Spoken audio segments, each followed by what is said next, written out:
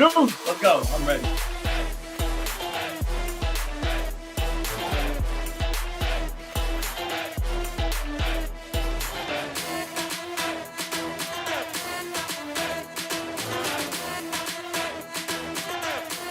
Alright guys, and welcome to Dope Check, episode number 47. We are back in business today with a very special episode indeed. Some special guests on today and lots of drama to dive into. OpTic Texas, they won the World Championship last year. They put back to this roster, if I can actually speak properly. Pred comes back into the team. Hook is gone. So much drama about it. Kenny, did he get him dropped? What's going on there? Did Kenny throw Hook under the bus? Maybe, maybe not. But this weekend, Kenny, an absolute shambles. 0.6 in the league this weekend. The lowest KD in the league so far. He's down there with the Falcons, if not even worse.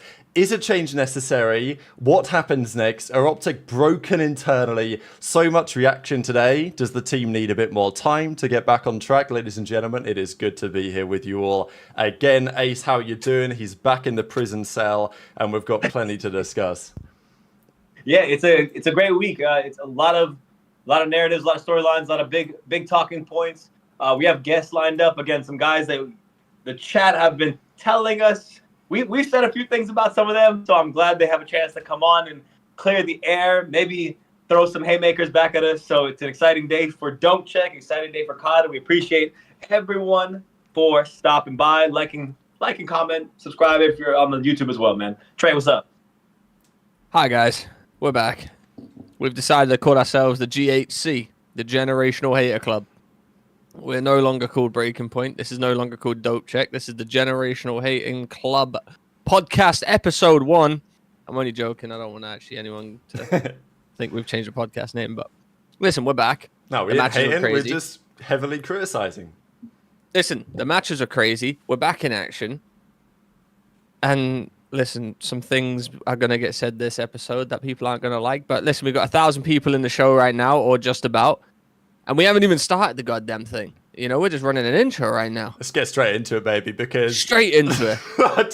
Okay, my bad Ken, my bad King of Body, but I saw this on the Reddit. It had to be done. There have been some generational nicknames happening over the last couple of days. I've seen Ken J. Nassim.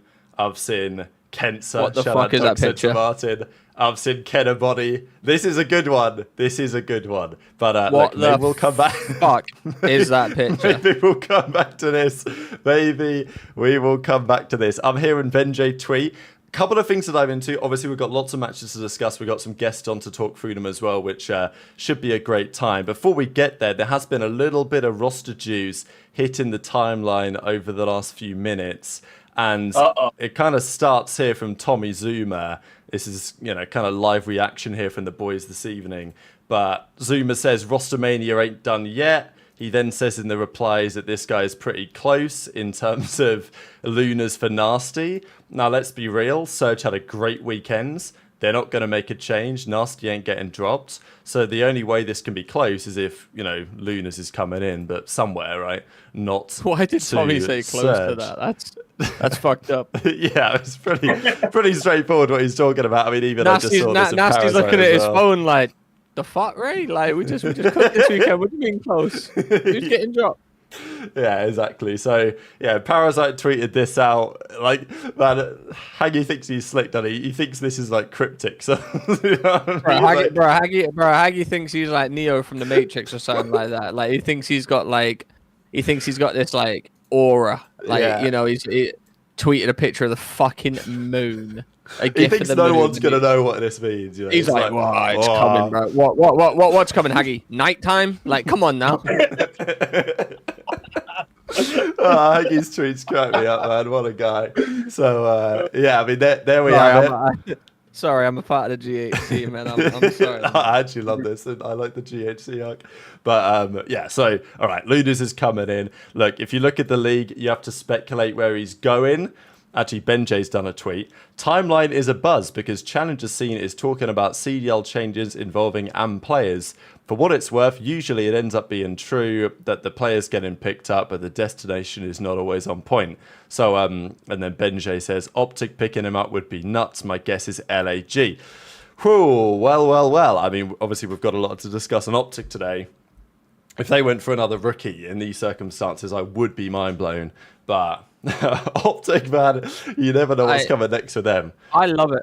I love it when people have news. And Benjay, I know you're in the chat. Benjay puts there, he's like, OpTic picking up with nuts, but my guess is energy. Like he doesn't know. Like he doesn't know. Like he's not messaged Tommy. Not like he messaged Tommy and been like, yo, what's good, bro? Who's he getting picked up by? Tommy's messaged him and he puts in a timeline. Nah, my guess would be LAG. It might be, but like, nah, you never know. We know where he's going. Realistically, LAG is the only option that makes sense, unless it is somehow crazily OpTic. I mean, I did have a tweet here from Priester. Don't even think it was a tweet. It was just his, I don't know, his profile. I'll go back and find it in a second here, because there was a bit of talk about Priester not having his tick anymore.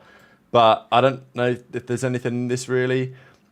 People were saying that, oh, he used to have, okay, let's say I go to like Kismet or something, whether he has the Gentlemates tag. Ben said, nah, I don't know. I'm guessing LAG suck.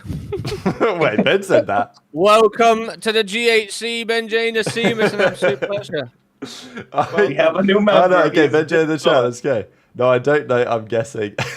She's like, well, you know, you are not wrong on that one, Benjay. So, okay, if we go to Skies, he says, you know, he's linked, right? He's got the affiliate thing, right?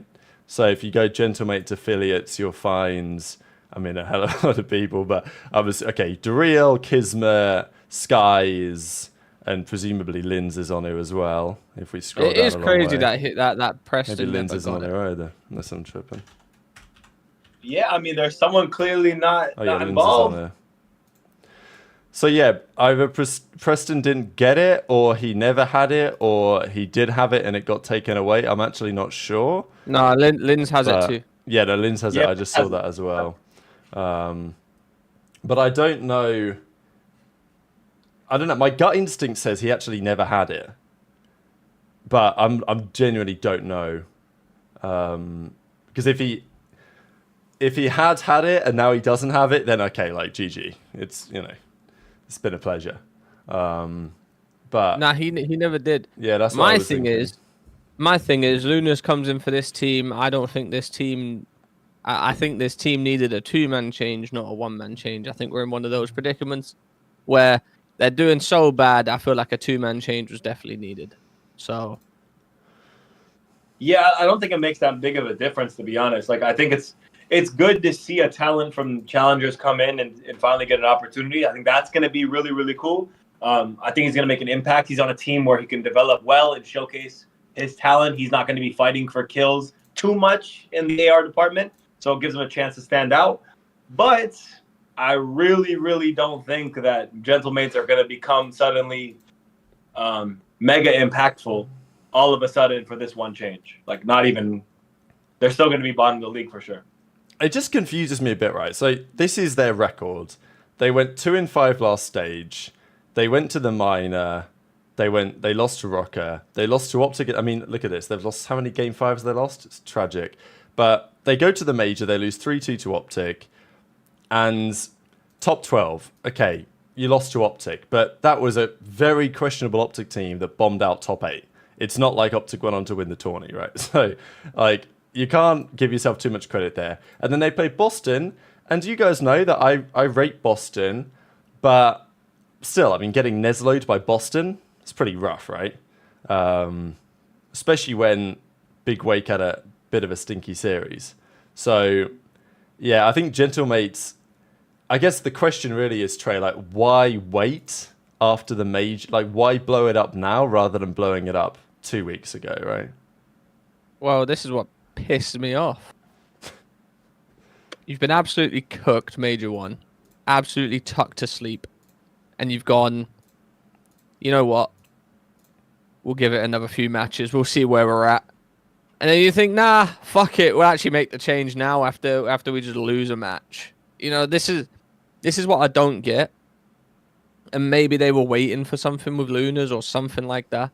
And then they just start. They've just given themselves a worse start for Major 2, which then makes it worse on whoever they pick up. So let's say if Lunarz does go here, he's already started, you know, with a match loss or 2 match losses or whatever the circumstances may be, and then he has to those 2 weeks that they had to play to practice for this major, they've already lost. So now he has to practice mid goddamn like online major matches, and then has to go into a minor and then go into the major with less practice. That 2 weeks could have been so beneficial to the team and to him, and now he has to go into matches like hardly any practice. It's so dumb to me. They also would have known, okay, let's say you're right and they actually do need a 2-man change and they need to do something else. Like, they would have had 2-3 weeks to figure that out, or to assess whether this is the right move, because now you play a couple of days of practice.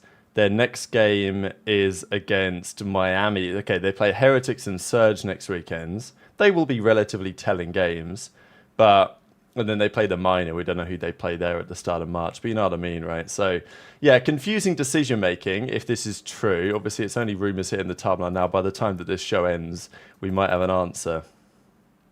Yeah. I mean, I will say it is a 3, Kismet, Priestess guys. That's a grouping that you want. I'm sure they, clearly by the team formation, and now they don't want to break up, right? Those are a group of guys who've done great things together, so I'm sure it's very hard for them. I would assume that into Major 2, they were kind of thinking, let's try to give it one more little push. Let's try to give it one more little push, and then this week comes and they still fall flat. And it was probably the final, the straw that broke the camel's back, basically, this week after losing again and not being able to really find any momentum. So I agree with you, Trey, though. I think they should have done it sooner, but I get why a grouping like this, it's hard to break them up. Why they wouldn't want to break up, too. You think Lunarz is going to cook? Because, look, Neptune came in and he fried. Lunarz was teaming with Nep in challenges. They both were looking like 1A, 1B, top AR, top SMG. Obviously, Neptune's had his chances before. Some of them have not gone to plan, really. But he's shown some promise, and maybe this is the chance that he's finally going to grab with both hands. Lunarz, you never really know. I mean, any new player coming into the league, you never really know what you're going to get.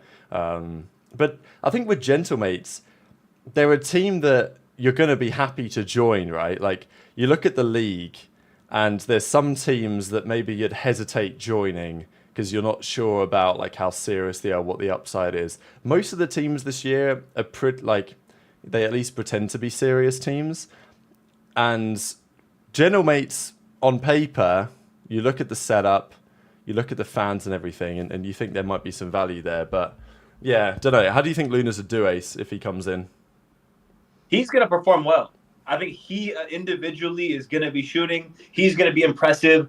LAG is going to be kind of I call them a lot of teams this, but a developmental team. We're going to see Lunarz there, frying, playing well. And it's an opportunity for him to get on a better roster next year or later in the season. I would think it's going to be, next year, not later this season. It's just a chance for him as a challenge player to come in, prove himself, solidify himself in the league. I think it's more that than it is Gentlemates are suddenly going to become a contender, top 6, top 8. I still think they're going to be 8 to 12.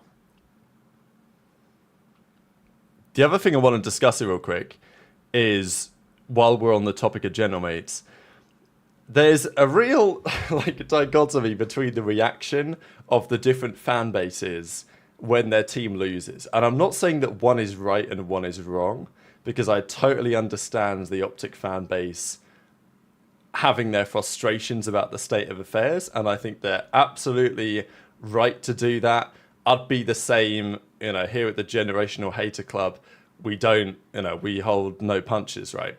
But I will say it's impressive to me how you look at Gentlemates and you look at the replies, and like from the French fans, it's basically all like, you know what? Give it your best. The next game, you're going to turn it around. And I don't know, what you guys think about this reaction. I know that Radiation says that, the Gentlemates fans are starting to turn on them, but not really. If you look at these tweets, I'm sure that there are some fans fed up at the team being terrible. I mean, maybe in Discord behind, yeah, they might all be tweeting but publicly they're tweeting, go next, see you next time, next game's a win, don't lose hope, come on guys, we will never support you. We love you. We trust in you. Target's probably sat there on stream, and everyone. He's go send them some love, whatever, right? Go type there, don't be harsh on them. So they'll go send them some love, and they're all in Tiger Jack going, "This team fucking sucks." I mean, look at this. What's Like, going keep training. Results will be there soon. And then you get these guys. You're going to get replaced, buddy. Don't worry. Yeah, Jesus, and that's you're not terrible. a French fan. Yeah, exactly. That's not a French fan, fan. right? The French fans are all like, gassing them up. These are people that have lost money on the parlays. Yeah, that's true. That is actually very true. But it's just interesting, right? Because Gentlemates have a lot of fans, but also you remember at Madrid when they went out of the tournament and they had that whole like circle. They gave him like a guard of honor type thing to the fans, or like for the fans of the team. And you ain't catching OpTic fans doing that. I'm not saying that like that's a bad thing necessarily. It's just, it seems like the fans are giving this team a lot of leeway.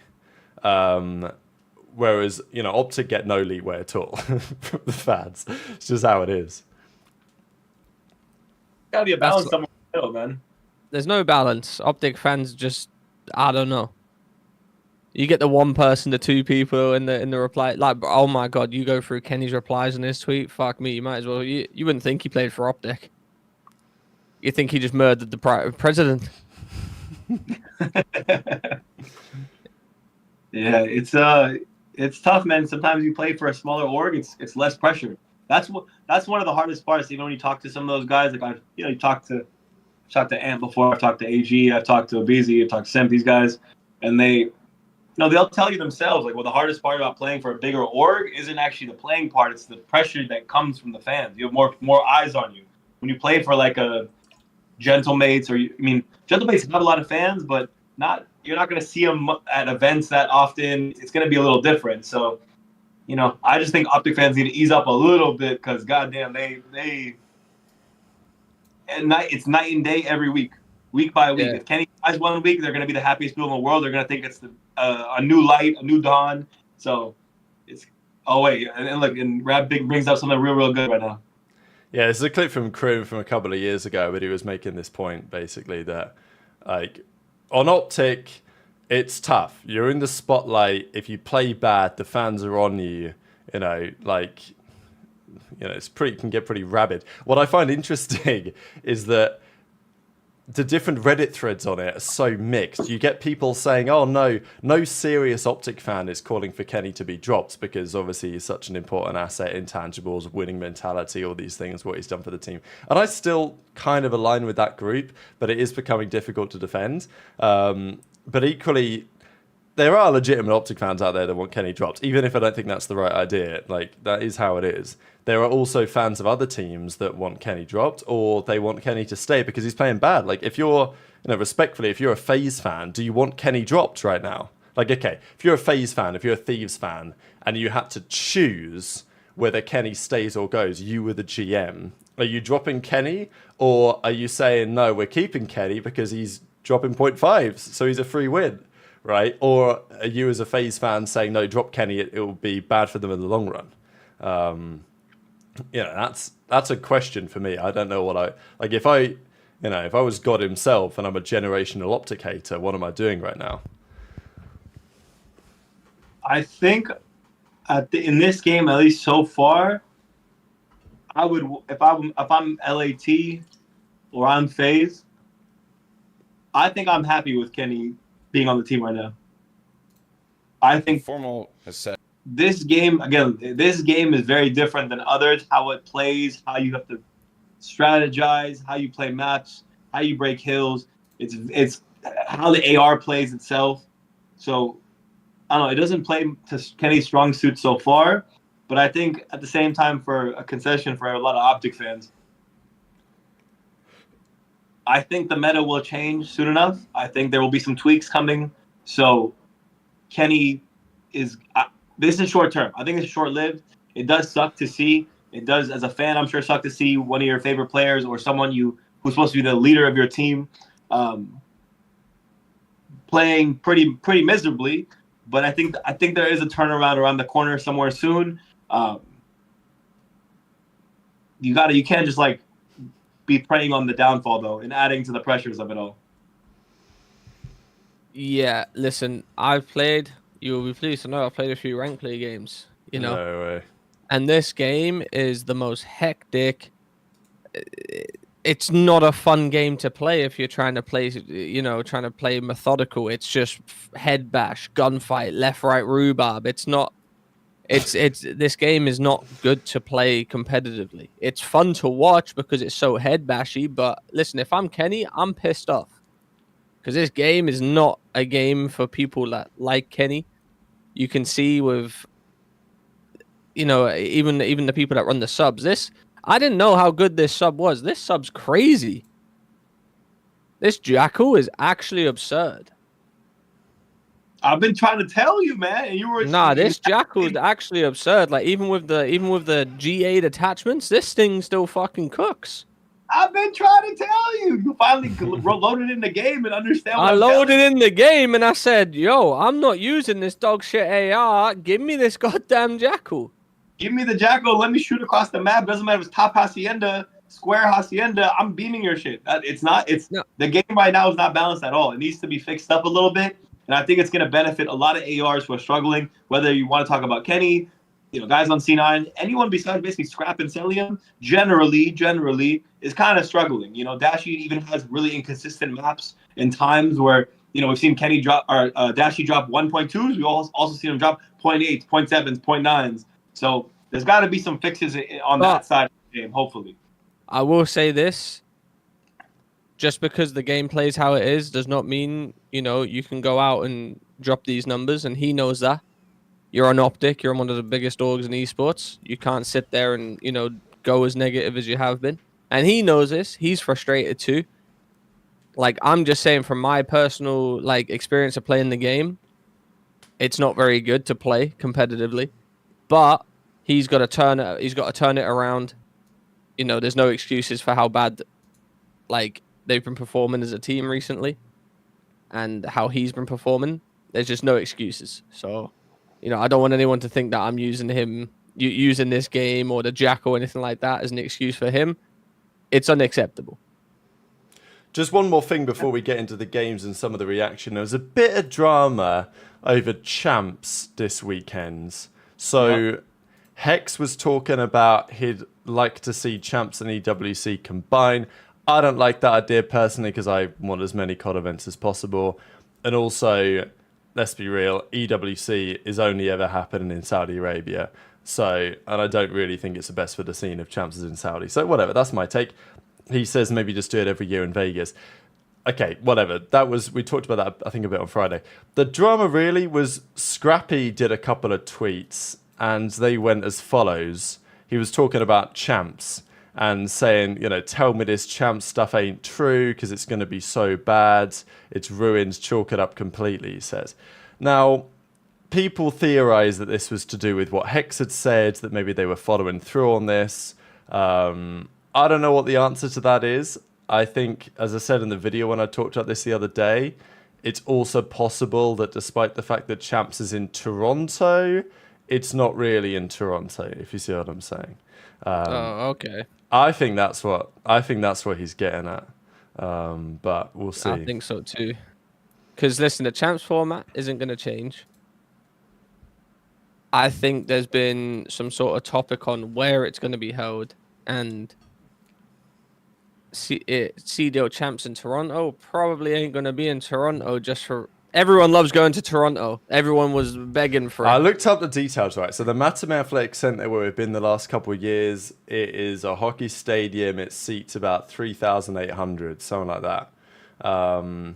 Champs last year in Dallas had, 6.5, 7K capacity? Maybe something in that ballpark, right? So Toronto are hosting champs. They could do it at the Mattamy probably, unless it clashes on the weekend. I don't know. But also, they probably think they can sell more tickets than that. That'd be my guess anyway.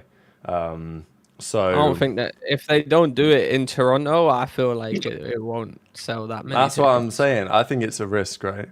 So I don't know what's going to happen on this, but that's just my read on what Scrap's talking about, because they ain't making champs singularly or some bullshit. Champs will be champs. Champs will be where it's going to be. EWC will be a separate event. They're not changing it this year. So he must be talking about something else that he's heard of. Is it true that Falcons are paying the league for all 12 teams to make champs? If so, I agree with Scrap. No, that is not true. I don't know where that really came from. I think Rabs hit it on the head. I think we all looked forward to a Toronto champs because Toronto's probably one of the nicest cities I've been to in terms of for COD. It has everything: nice food, nice drinking places, nice places to go after you've done playing COD. It's just a lovely place to be there for COD players, fans, and even like the parents and stuff like that. It's just a nice place to go to. If I was to take a wild guess, I would say it's not in Toronto. It will be somewhere with a bigger venue outside of Toronto, and that's why people are saying it's chalked. Yeah, I'm not gonna speculate just yet.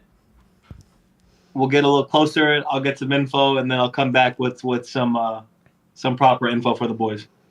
All right, one final thing actually before we get a guest on. These boys won the Challengers Cup, Sparts, Pro Loot. I mean, I nearly called him Amloot again, but no, you know what? He gets to be called Pro Loot this week because he won it. Tippable. He's back in Dark Side Gunsea.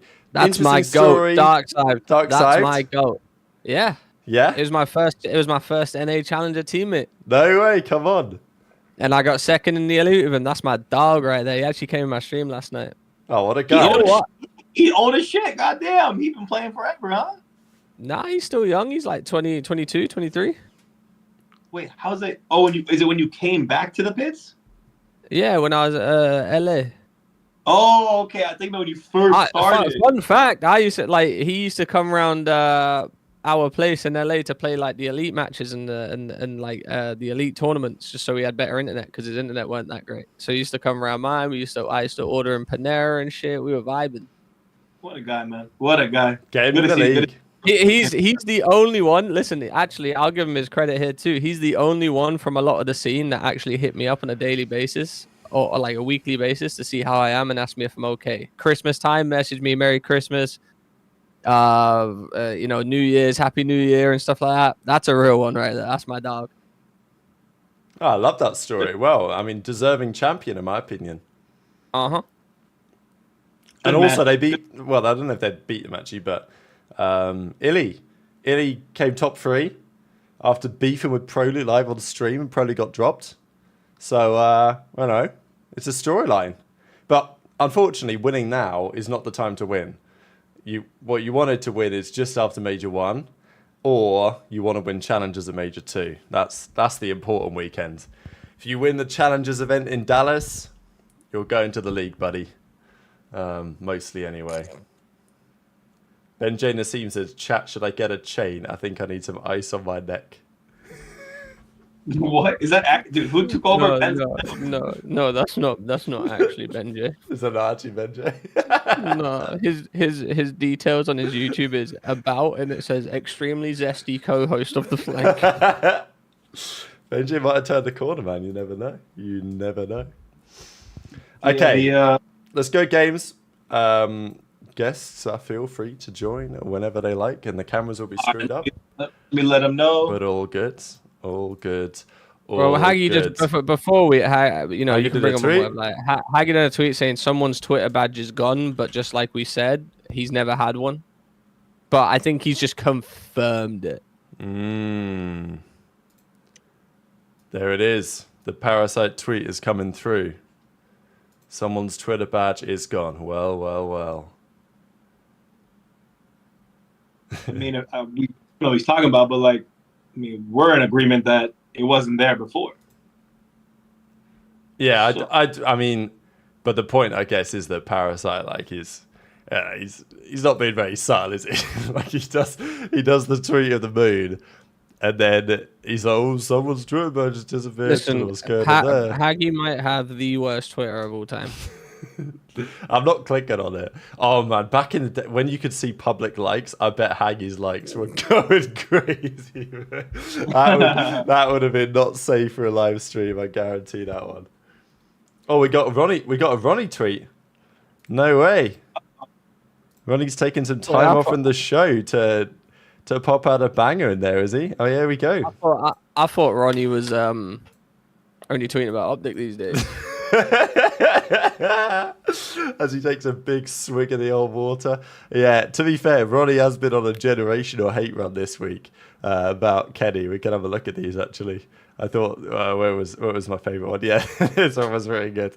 His Hex played with Kenny this season. 1.4k likes on that. Bang! Bang! So yeah, Lunarz is being targeted by LOG.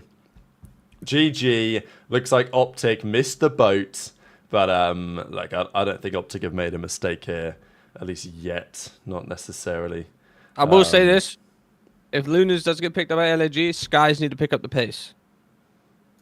Skies need to be a faster AR, because my word, they're just gonna send Lunarz into a fucking bloodbath. Mm-hmm. Yeah, absolutely. LAG is should he have picked actually up Hook, gonna get people are faster? saying. No. Never. Never. We know what's gonna happen, Trey. He's gonna bait. Yes, dude. Listen, I like Skies as a person. We all know this. Nothing I say on this reflects my love for the people, but get your fucking boots on. Get him out of the get your Crocs in sport mode, buddy. Hacienda needs a rotation. I'm straight it does. It's been a bit of an issue for them. Yeah, people are saying maybe Sky should have been the one dropped. I mean, we don't know who's getting dropped yet. Obviously, yeah, we do. well, I mean, we do. Parasite leaked it, but you know, theoretically, Someone doesn't have a badge. Should I go back to Tree? It's pretty good. That was actually a very good impression, Tree. Where is it? Here it is. I'm gonna drop a like on this. Oh no, the post has been deleted. No way. Can chat see that? I don't know see that. Maybe you heard Maybe you heard me. No way. If I hit the refresh, look at this. Page So the doesn't funny thing exist. is, Absolute like I said, sins. the GHC, we always keep it rolling. Love Haggy to pieces, but still Yeah, has exactly. the worst Twitter of all time. Yeah, respect Haggy, but like, you know, Twitter could be better. All right, let's talk some matches. We'll have some guests in here in due course. What we were gonna do. Oh, there we go. Speaking of guests, ladies and gentlemen, the cameras are kind of screwed up. Let's do it this way. Oh my god, this is gonna be such a mess. You can speak, Ace. Let me be patient. Be patient with me. Okay. Yeah, we haven't got this quite long. This is gonna be madness. Yeah, the camera's gonna be a little messed up for a quick second, but no worries. Twin, can you hear me? Yeah. There we go. Okay, you're Oh good. wait, Rab. Yeah. You should right click on this thing, and it should say show, or right click on the thing on In Discord? and it should say or on his name, and it should say show non-video participants, and you should be good. Oh, look at that. Wait, that actually works though. Okay, I can just put a picture of him then somewhere. All right. Oh, we're good. Yeah, no, we're good. We are good. We're good. Welcome, O4. Well, he's got to readjust them again, but I don't know. This is fine. What I'll do is we're blessed. yeah, no, Oh yeah, we're good. We're I'll good. just write the name.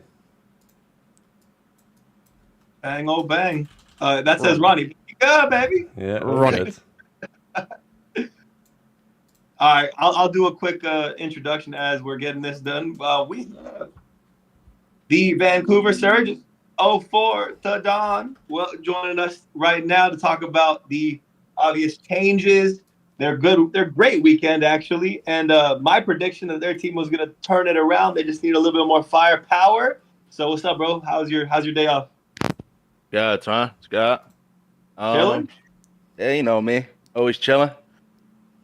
Okay, vibing. That's good. That's good, bro. How was the weekend went good. How would you reflect back on some of those matches and stuff? I mean, obviously we won both matches this weekend, so that's just a great feeling, especially coming off of a phase win. And you know they just won major one, so being able to beat them is just, I think it says a lot about our team. I guess you could say it's the honeymoon phase, but Scrim's actually been amazing. So we was very confident coming into the first match, and then you know after we beat phase, you know the confidence was already there for Cloud9. Even though it went Mat 5, we was able to pull that up. I'd love to know a bit more about that, right? Because you come into the phase series, they were on a they 12 win slammed it. streak. Like, as you say, scrims are going well. How confident can you be? Do you know what I mean when you're playing phase? Or do you expect to win? Like, is that your mentality? I mean, when you're playing phase, you got nothing to lose, right? Mm-hmm. So that's basically what's coming in. You know, they've been a trio for a long time, so they got the chemistry already going. again, coming back to scrims, that just been amazing. So as long as we went in with no second guessing and stuff, I think we had a good chance. So I know you guys. So you obviously a change was made. That's a big thing, talking point and such. From your perspective, you're running out there. You're out there with Hixie in the sub battles and stuff. What was it about all that you guys personally came together and thought that it was time to kind of move on and look for new talent? Well, when was that conclusion point? And basically, what did you guys think as a team, and why did you guys decide on Neptune?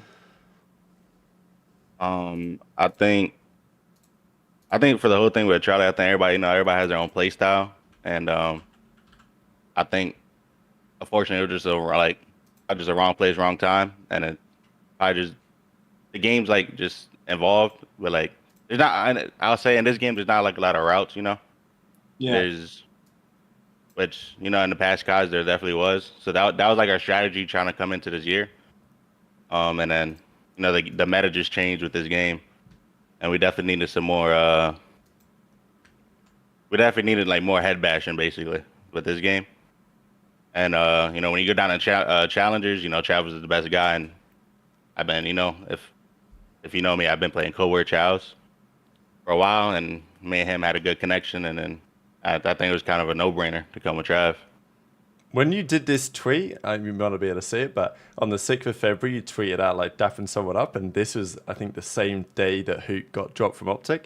So people assumed that, they're getting Hook, right? Because obviously he was available, and it seemed to make some sense, but obviously you played with him last year, and then you decide to part ways at the end of the season, and as you say, Neptune made a lot of sense. Did that complicate matters, or, you know what I'm saying? I won't say too much, but it definitely did. That's about it. Mm-hmm. Understood. Fair enough. Interesting. I like that though. I like that. Not saying too much, but saying enough. It was with the Neptune thing. Like you said, do you reckon a lot of teams are having that issue where they haven't got the head bash play style in that aspect? And do you reckon there's going to be a lot of teams that are struggling this year that go down the challenges and pick up someone that is frying in a head bash environment? Yeah, to be honest, I don't think there's a lot of subs and challenges that could do the head bashing. I think most teams' problems is probably their AR players. I forgot who said it. I think most teams' subs are probably their most improved players, their better players. Yeah. And then going in challenges is probably to be honest, I think Trav was the only guy that we even looked at for a sub. Mm. Yeah, so I don't know what type of changes that would even be reasonable for a sub to go. Yeah, people do want to know. Besides Kyler, of course. Yeah, there's been that. I think this is probably one of the very few years where we've had the issues where the AR players are majority of the problem on the teams. It's a bit weird to be in that situation because you always look at a sub player blaming him for low numbers or anything like that. And maybe that's just because the Jackal was just so good this year. But I mean, you can comment on that as well if you really want to. That should need a buff, Tony. A buff. Take it back to where it was, huh? Bro, they're trying to get MVPs every time now, man. It's unacceptable. Unacceptable. Big SMG has gone too far. I mean, but we saw Nasty, because there was talks about your team making a change. Who is it going to be for? Would it be Nasty? Would it be Hixie? And I'm not gonna lie, Nasty absolutely fried FaZe, tucked him to goddamn sleep. And as being a very good friend of his, European bias, of course, me and Rab as well. That's nice to see. He's probably benefited the most from it, as well as just being an AR player, right? Oh, for sure, definitely. I think it definitely improved both our ARs just for the fact that now both the subs are head bashing the hill and able to pop the pieces and stay alive. You know what I mean? But I mean that FaZe match was just insane. He actually went crazy. I'm not gonna lie. To be fair, I had a shitter, so I was like, I'm blocking. I got the spawns. Y'all do it. I let the high hands eat. You know what I mean? I mean, right, he was going insane, right? And then you tuck next series, you know what I'm saying? So like that's got to be a good feeling for everyone, knowing that, you know, if one person, like you said, you had a slow series, and then Byron doesn't play the best, like your two ARs don't play the best in the next series, and then you and Neptune tuck against a team that, you know, isn't doing the greatest, but you know, it's still a nice feeling that, like, you know, Nasty's got you against FaZe, you've got him against you and Nep have got him against Cloud9. So no one's carrying it at all at this point. Nah, yeah, I think that just says a lot about the team. Like, once we all fry, I think we'll definitely be a dangerous team. Like, when we all fry in one match, and we consistently do it, I think we'll definitely be a problem. These guys here didn't believe, man. I said once you got someone shooting back with you, bro, it was your type of game. Because even last year there was maps where, you know, you'd be dropping statistics wise, like let's say a 0.9 or something, but you had hella interactions, right? So this type of game, I think, rewards you. You just need a shooter who can take some routes like Nep and can make some moves with you, and it kind of frees you up a bit too. So I'm happy to see you guys shooting and see you guys taking over. I hope it continues, right? It's not just a honeymoon phase like you said. But on another note, I kind of wanted to get your thought about something a little bit more spicy. So if you don't want to answer, I understand. But do you think Kyler, in a way, on this OpTic, you know, you play with Kyler, you know his talent, you know what he's like. Do you think he got kind of hoed with this OpTic situation? I definitely think he got outnumbered. I think that he was just the outlier for the team. I guess you say the scapegoat. Yeah. I mean, bro, Kyler's like actually amazing on this team, or like on this game, and any team to pick him up is definitely going to improve. I just think they needed that more. I don't think it was the talent they needed. I think it was that confidence that AG brings. So I think, and they won champs. So I think that's they just wanted to reunite that. Just bring the boys back together. Yeah. Yeah, okay. I just was curious if you had any other take on that. And you said scrim. Do any teams stand out in scrims for you? I know post Major 1, you know, it hasn't been too long, but are any teams standing out in scrims besides you guys, like you said? Anyone else to watch out for? Kind of coming into this Major 2 early on, 1 week of matches, few scrims. What do you think about who's hot right now? Can't lie. Like I said, scrims been going amazing for us. So I don't think anything was really a competition like for our scrims leading up. Okay. I have you up, bro. They have. Hey, man, I don't know if you watched the last show. These boys put you in the D list, the D tier list. I wanted you in C, man. Listen, this is the GHC 04 nodes. It's all love over here. And then guess what? They fry this. They fry this major, and then me and Rab look like morons. I'm in the hot seat again because I'm a fucking, you know what I'm saying? And then we put them up in the tier list, and then we get cooked. Like, it's just how it is. Yeah. How do you think I feel? I'm a generational Miami hater. They go out and get third. Like, I just got to sit and live with them. It's just what it is. The chat want to know as well about, like, so, okay, there's been a bit of beef. Ronnie and Abuza got into it a bit. So the CDL Scrim Intel and Abuza, they had a bit of a back and forth. I think it was mainly over this Afro piece. I know you mentioned, obviously, that, like, Neptune was the main man, and then Hook kind of complicated situations, but you still went for Nep. I don't know, like, rumor had it that there was at least some conversation with Afro, but like, as far as you were concerned, it was like Neptune was your guy, is the way you saw it. But yeah, Trav is definitely my number one pick. I think if to be fair, I don't know Afro at all, and but how challengers been, he definitely been frying the challengers, just to, like, stat wise, of course. But I think I mean, no offense to the EU thing, like the Don't do me like this. Like chill. Like the challenger side of it, like the challenger side of EU, I don't think is like as competitive as NA. I think there's like a little small like portion of how good he could really be. I think over the years it's got worse for sure. I think the sample size has gotten worse. I think from both sides. It's just like you said, it's a bit more competitive on your side. There's more competitive teams, example wise. Yeah, I think that kind of played a part in it, of course. And again, I think Trav was just like the number one pick, just the obvious guy we needed for the team. So basically, what you're saying is Ronnie was full of shit. Is what you're trying to say, right? Bro, I don't know. I don't know how this goes.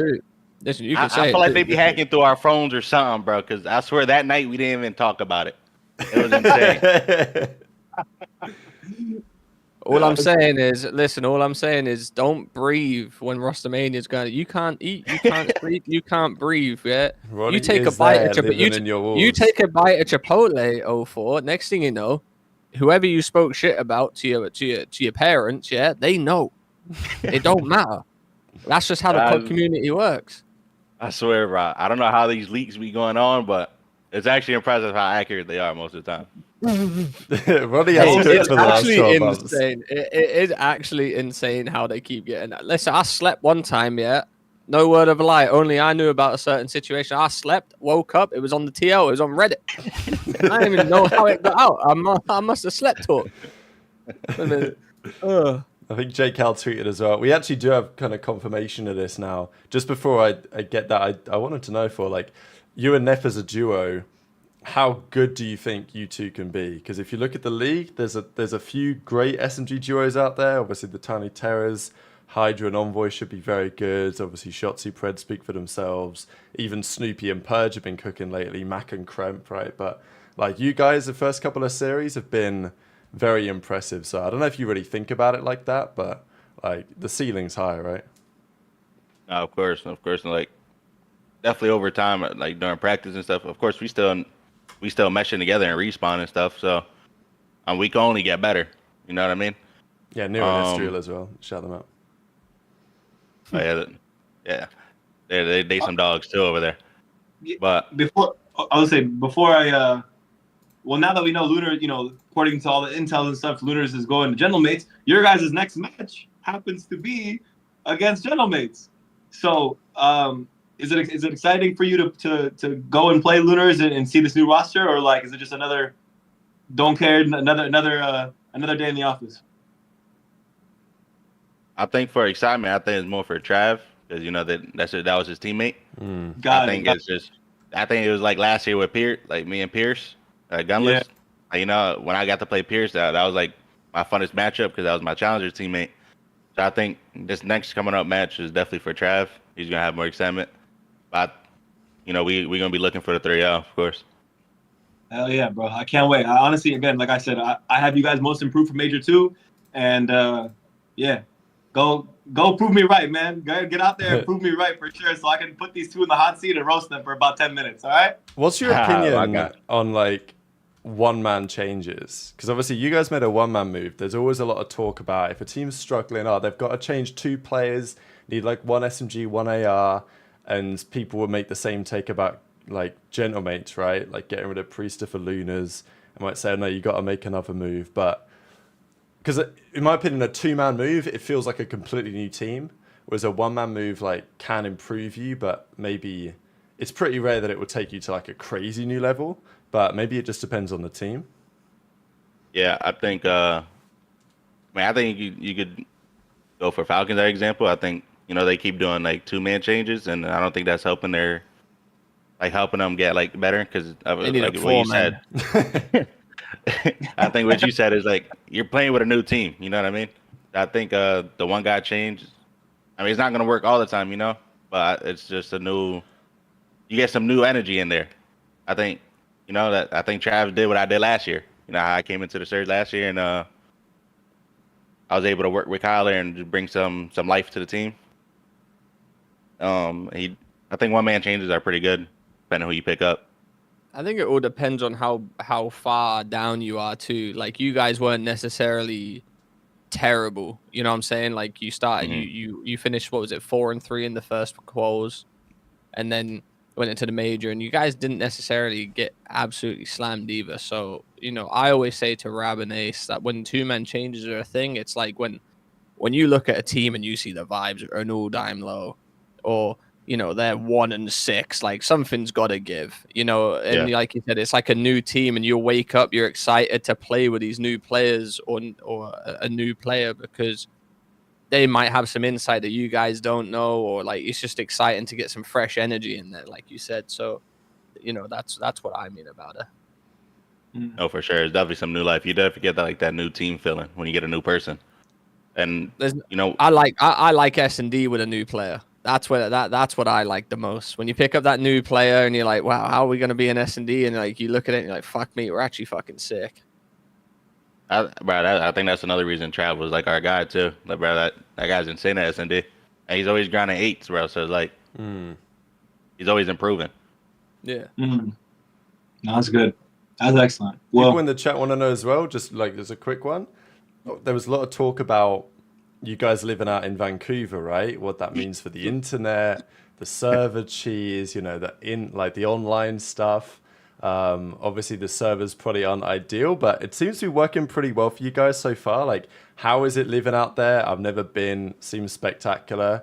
And is the internet stuff like as bad as you thought, or are you getting away with it?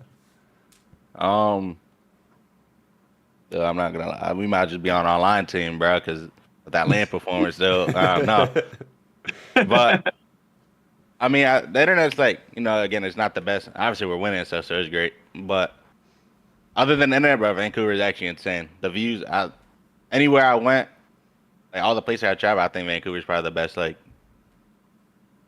best looking city.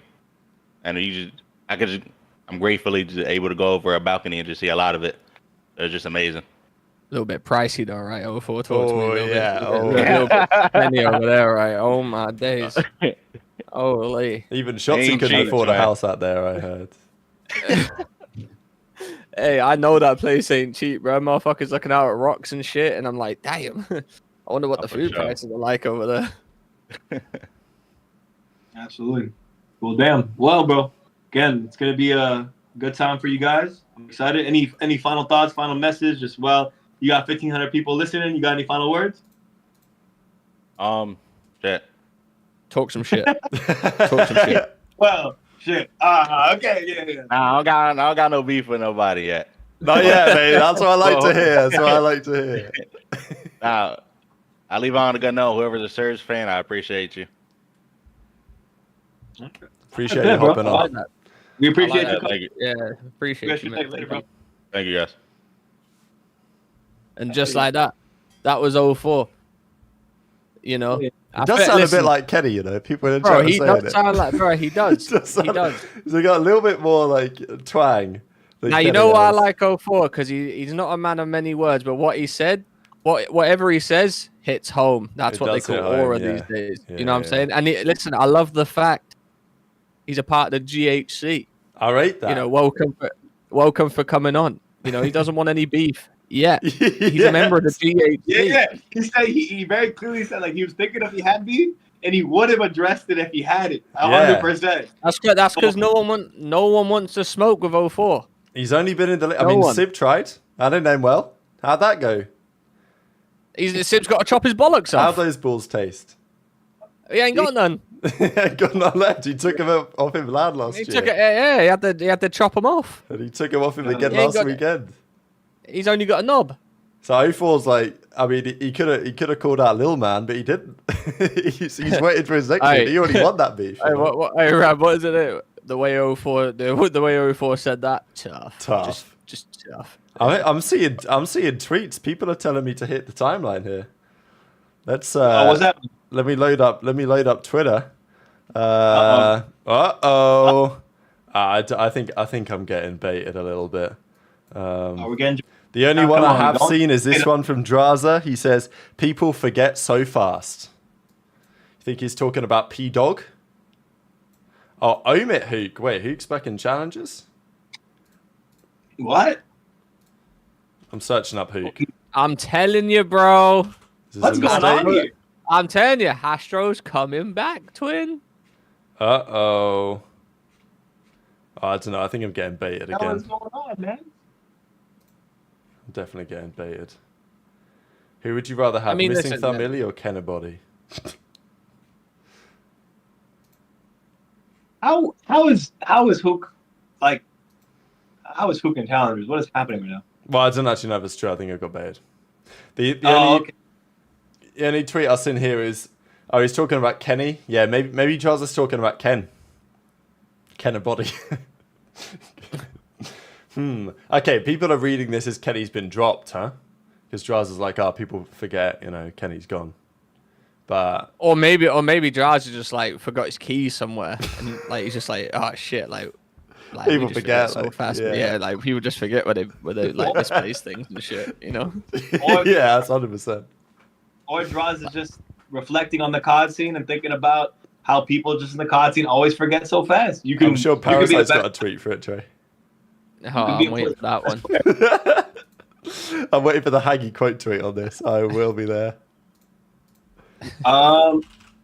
Should I tell the next guest to Absolutely, if they want to hop in, absolutely. Otherwise, we will continue on with the show, ladies and gentlemen, because we've got plenty of other teams to discuss as well. Obviously, we went through Surge with 04 on the call. Cloud9, they go down in 5 to them. I mean, look, Cloud9 had a good, well, I wouldn't say good, but they had a respectable weekend because they absolutely piss-slammed Ultra 3-0, which did surprise me. I've got to say, this did surprise me. I'm not surprised that Sib turned up. Yes. Oh, gentlemen. It's good. What's good? What's up? What's up? Boys? All right. Oh, man. Hey, get these Cloud9 bums off my screen. We got the boys in there. No, we got a real the team dogs. to talk about. We got a proper team. What the fuck is going on here, man? We don't need to talk about them. We got some good looking motherfuckers in there. All right, Get little these bums intros. on my screen.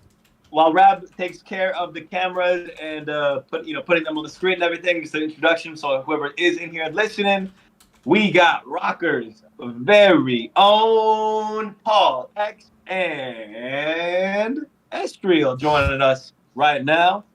Yo. It's good work, guys. Absolutely. Is Justin's here? Or is this man just being silent like a ninja? Like, oh, No, He I'm said here, yo bro. like You what? did He say said yo yo, like here, four bro. times. oh, my bad. I thought every time I heard yo, I always saw Paul's the square little thing pop up. That's why I didn't see. I didn't hear you. My bad, bro. Damn. Wow, we good. Here we go. We got PaulEhx and Estreal, boys. Everyone in the chat. Drop a question, whatever. How you guys doing? What are you guys up to today? Nothing much. Off day, just chilling, talking to the teams, kind of vibing out. Are you guys together? Like, are you guys in your own apartments and shit right now? Yeah, he right next to me. We all live in the same crib, so. Oh, hell yeah. Okay, bet. So, okay, hope y'all don't bouncing each other's mics and stuff right now. We're hearing echoes back and forth. All good though. Man. He's the one close left to me, so if you hear it, that's on me. All right, bet. Well, fellas, welcome to the GHC. How you been? Mm-hmm. This is the generational hater club, but we're not hating on you guys because you guys are absolutely talking. 6th in the league, 80 points. We spoke at we done a nice little interview at the event, Estreal. And Yeah. you come back and you're absolutely just smoking guys again. So what's going on? I'm feeling nice. They nerfed the sub. Unfortunately, they got me running some funny stuff. The gain twist barrel, no muzzle. I don't know. I came back from the event. And Yeah, that run a thing funny still class. tucks, right? I mean, it's cool, but it ain't hitting like it used to. That Like, shit hits, boy. nah, it's cool, but Oh, that It's like thing a still truck. hits, bro. Yeah. Man, you just gotta play a little different, boys, but it gets the job done. I want to know your take on Dashy's tweet because we haven't talked about this yet on the show. He did a tweet. He says, "This single tap, zero recoil Warzone meta we're playing is comedy. I'm watching many others that haven't moved in 5 years look like Shotzi." He then said, "We vote out the sniper because it took no skill. Yeah, I'm running around with a zero recoil gun and single tap sprint. Am I tripping? Where's the logic?" So Dashy says zero skill meta. Do you gentlemen agree? I mean, Man. I can see the angle for sure. Like we got the aim at shooting across the map, no recoil. Even the jackal, it don't kick too much. So I can see the angle for sure. And then the single tab argument is that's a debate ongoing every day with the. It's just a hard topic. It's hard to enforce, it's hard to get around. So is everyone running single tap now? I think that is Before- like I Before think that's you what's guys been put going on. yourselves out, you know what I'm saying? That's up in the air right now, boys. It's been No, like a no, known yeah. thing, but not Okay. yet. Because I'm not. we were all on double tap, but then it got to a point where people were constantly getting like accused or whatever. Like people were moving, so they thought they were on double or they were on single. So it got to the point where like just allow it since it's just hard to like really prove and enforce. Yeah.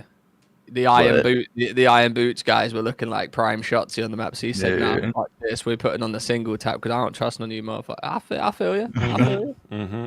We've been through that. Oh, we've Yeah, I was been getting through nuts. that. It was Hey, getting listen, nuts. hey, good take though. Do you reckon sniping should come back if this is the play? Man. Because I know you're a good sniper, Paul. You know what I'm saying? So like, I mean, me personally, I would enjoy a nice little snipe, but I don't know, boys. So guys, Me personally, I don't know how I feel about the snipe. I don't know.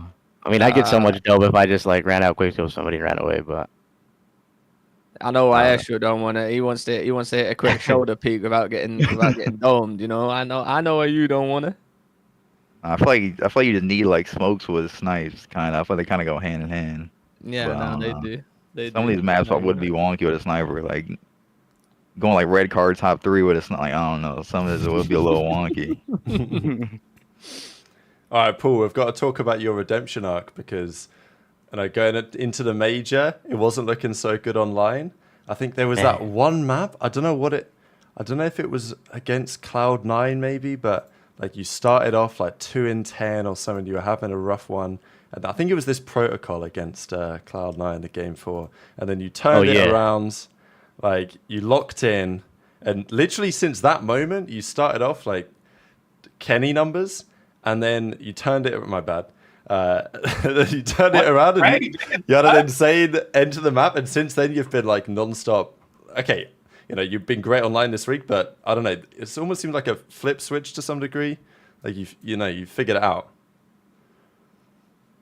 yeah, I mean, like I said in my interview yesterday, I just like gain confidence as the game goes on, and I don't know, I just get better over time. I've been like that every single year, and I knew I let the guys down like on the online split to make winners. Like I know that was on me. Like I was getting fucking fried, and I don't know. I just went into that major with a chip on my shoulder.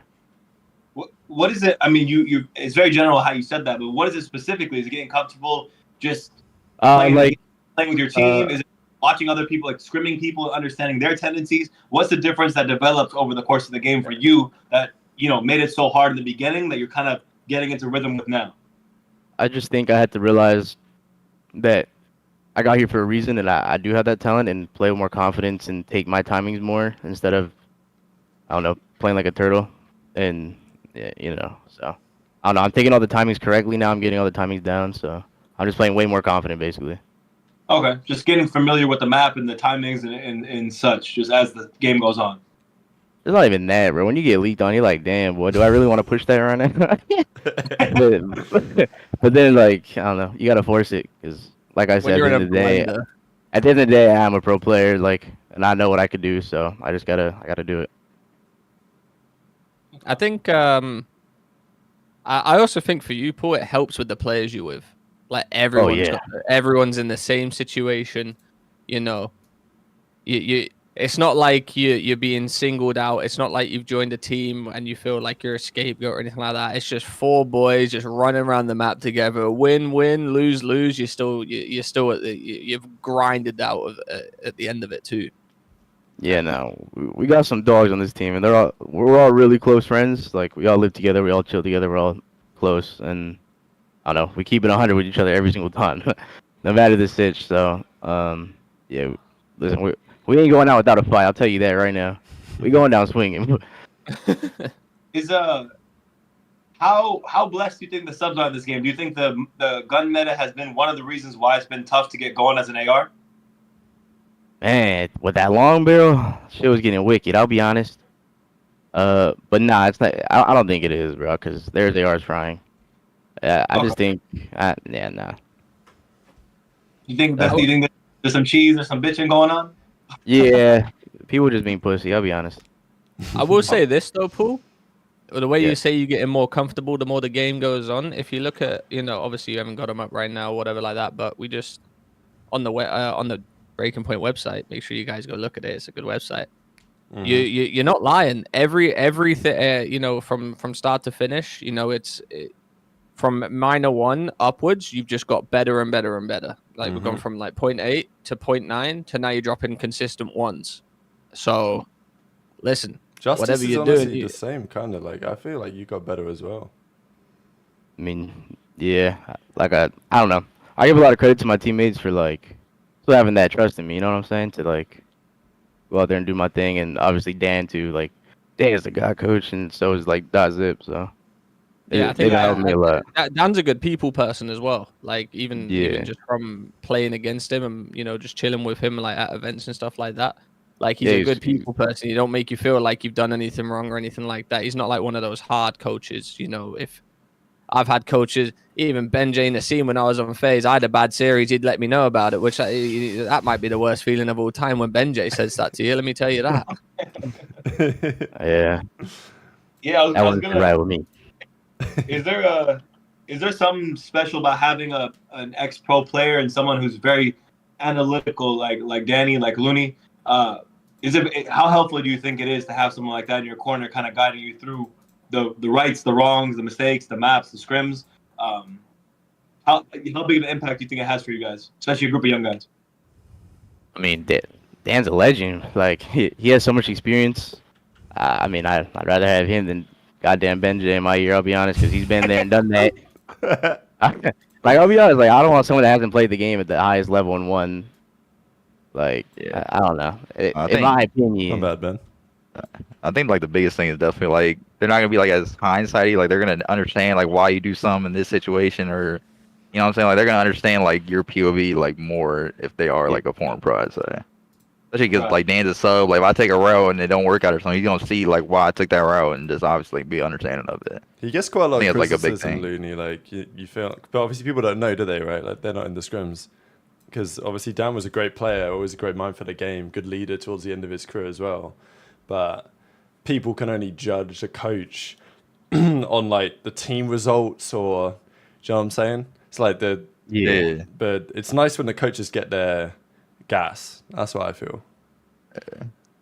It's a bad spot. Like at the end of the day, the players got to go out and shoot their gun. Like the coach can, like he can tell you what you need to do, like on a, like in the map, like on the level. But at the end of the day, you got to win gunfights and like make your own decisions. So it is like bad. Like if they do bad, like the coach is definitely gonna get a lot of blame, which is like messed up. Early on when we were first doing our like first tier list, one of our first shows, kind of seeing where people were gonna end up with you guys, I had a criticism of who would lead necessarily. So I mean, in game, let's say S&D strats and such, who's calling out a lot of the plays, playmaking? Who do you think would you guys consider the in-game leader, quote unquote, if there even is one? Who do you think has that role for you guys? like S&D, Sure, say S&D. or like I mean overall, coming into it, I think Dan's looking at me, but I don't know. After getting to know everybody, like everybody has that badge on them. Like everyone has I'd say the floor general badge. Everybody has it.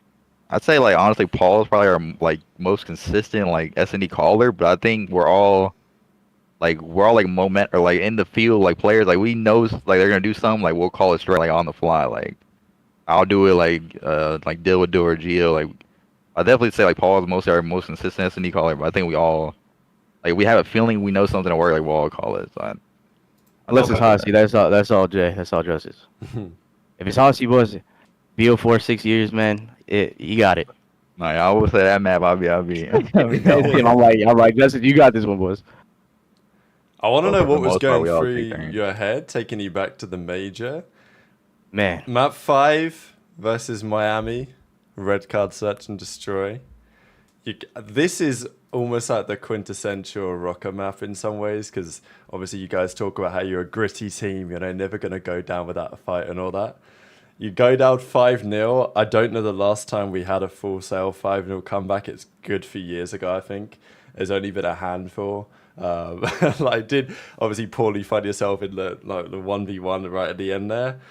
I mean, do you think you had it? You know what I mean? When you're coming back from I'll be honest, 5-0, when do you he think you were winning it? when I got that guy weak and he was just like, I came back and I seen the guy just standing there squaring. I'm like, okay, the other guy's defusing, right? So when I killed that guy, like, he's on the bomb. I didn't know that was 2 different guys. I was like, damn. Like, that was crazy. But nah, that was on me, bro. I let Lucky get around that damn corner throwing funny jiggles at me. I didn't want to like get caught sprinting at him. Like, it was just a funny map, 'cause we were talking like we'd always talk about like a red card map 5. It's just like that's like the cruddy map. Like we like it's like a war zone map. Like there's so many places, so we were just like it was like funny being in that situation. Like we all look at each other down to 05 on land on red card. It was even funnier because one of the rounds, like I flanked through. I'm like cheese. I'm like I got through. I'm gonna give me like a 2-piece. And Real comes down, sliding down the S. He starts shooting my body. I'm like, all right, bro. I don't even know what the round count was at that point, but I'm like, all right, bro. We gotta lock in, bro. And then we started making the comeback, and then I was heartbroken. Like the way we went out, get it to 5, just to lose a 5-5. Like, it was actually the worst. Yeah, no, that's got to be one of the worst. More feelings painful of all to get time. in 6-0'd, right? Like, Yeah. Yeah, Man, that's why Lee said after. I would have literally rather just ended me right there. Yeah. Yeah, Get 6-0, be done with it. You know, fuck it. We just got slammed. Nah, we'll go 5-5, lose it, and be like, oh, fucking hell, I'm going to go fucking. Where's the nearest tequila bar, man? We'll get me over there. I was gonna say, Paul. So we can say we've seen you turn it around in a big way. You watch COD, obviously. You're watching people play. You're watching how people take routes and such. When you watch OpTic and you watch Ken struggling right now, what do you think is the biggest factor there? Just curious from your perspective as another guy who is fucking turned around big time and is kind of killing it right now. Where do you think he's slacking that he can improve on? Man, I just felt like yesterday, whenever I seen his name on the map, I felt like I always caught him like out of position or like off guard most of the time. And I don't know if that's like a comms thing or that's like on him, like him, but I don't know. Every time I seen him, I swear to God, like he was like strafing the open, like did he even know I could be there, or just sprinted in? I don't know. Just always catching him off guard. It seemed like he was super trying to get in the mix. I mean, he had 90 deaths yesterday, which is basically unheard of as an AR in 3 maps. It's unheard of, full stop, really. So I think he was trying something to be more impactful, but I don't know. Often it comes down to comms, right? Like if he's obviously not an idiot, right? Like if you're catching him off guard, then either he's just not having a good day or the team ain't quite teaming. Maybe they're just on the same page. I'm not sure, but well, from what I've seen playing against him, I just feel like I don't know, he's getting caught off guard a lot. Did you scrim OpTic much, like in recent times? Obviously, Pred just come back in. Like, I'm just wondering how they, because you look at OpTic's body language, that's not the best compared to you guys. Like, you guys always are vibing well. Never say die. OpTic, it doesn't always look like that, and I don't know how things have been with them really. Nah, we haven't played them with Pred obviously because we were gonna play them like our second match back. So, nah, we haven't scrimmed them in a minute. But that was a revenge match for us because I remember we scrimmed OpTic with Pred in the beginning of the game, and this dude said, "When do we play Rokkr? When do we play Rokkr? Stage 2? Bet. We're gonna fuck Rokkr up." And then I remembered that. How do you forget that? So it was crazy that he came back right for that match. So I got that one back too. We always get our get back. Wonder if he remembers, I promise you. Way. It's one by one, bro. I promise you. Got our story. Got any other names on your hit list? Yeah. That's because Paul, we got more beefs. We want to settle up. Tell us right now what's going on. I don't know, Paul. You got any more beef? Okay, who beat us? FaZe. We gotta get FaZe down. We gotta get who else took it down? So it's fuck simp, all right? Nah, I didn't say all that, boy. My bad. Hey, Bola. I didn't say all that. My bad. Yeah, we coming back. We'll be there. We'll see him again. Your next match. I mean, I'm not gonna talk about Falcons just because you're gonna get slammed. But let's talk about Carolina. Coming up against. I can't lie. That King guy is a dog. King is a dog. That's what I'm saying. Albion. All right, King. And that X-New fool, bro, he move a little weird sometimes. He might catch you off guard, bro. I'll be honest. I mean, if y'all get caught off guard and want to give them their first win, God bless. Go get the charity. I appreciate you guys. Boss. Maybe the next one. Listen, we have said if any team loses to Miami, it's a not Miami to Falcons, it's a blow it up right there. So you can't, like, no one can be that team. It's a blow it up right there, and then there's no discussion. Shit. Better not lose. Well, I was gonna say, in terms of Carolina, right? They're struggling a little bit going in. Is there any specific prep for them? Is there any specific prep against their S&D, maybe, for example, that you guys are kind of getting ready for when it comes to play Carolina? Nah, honestly, not yet, boys. I'll be honest, but Okay. I don't know. I don't think we fear them. Me personally, I got no fear in my heart for them. So Okay. No, they're not someone that you think is standing in your way, or do you think they're just? Do you think their stage one was more like, I want to say a fluke, but do you think they can repeat what they did in stage one, or do you think that was just a one-off?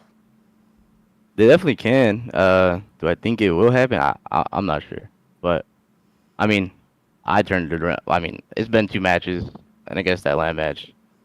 I'm not gonna say I turned it around fully yet, because I still got more to go.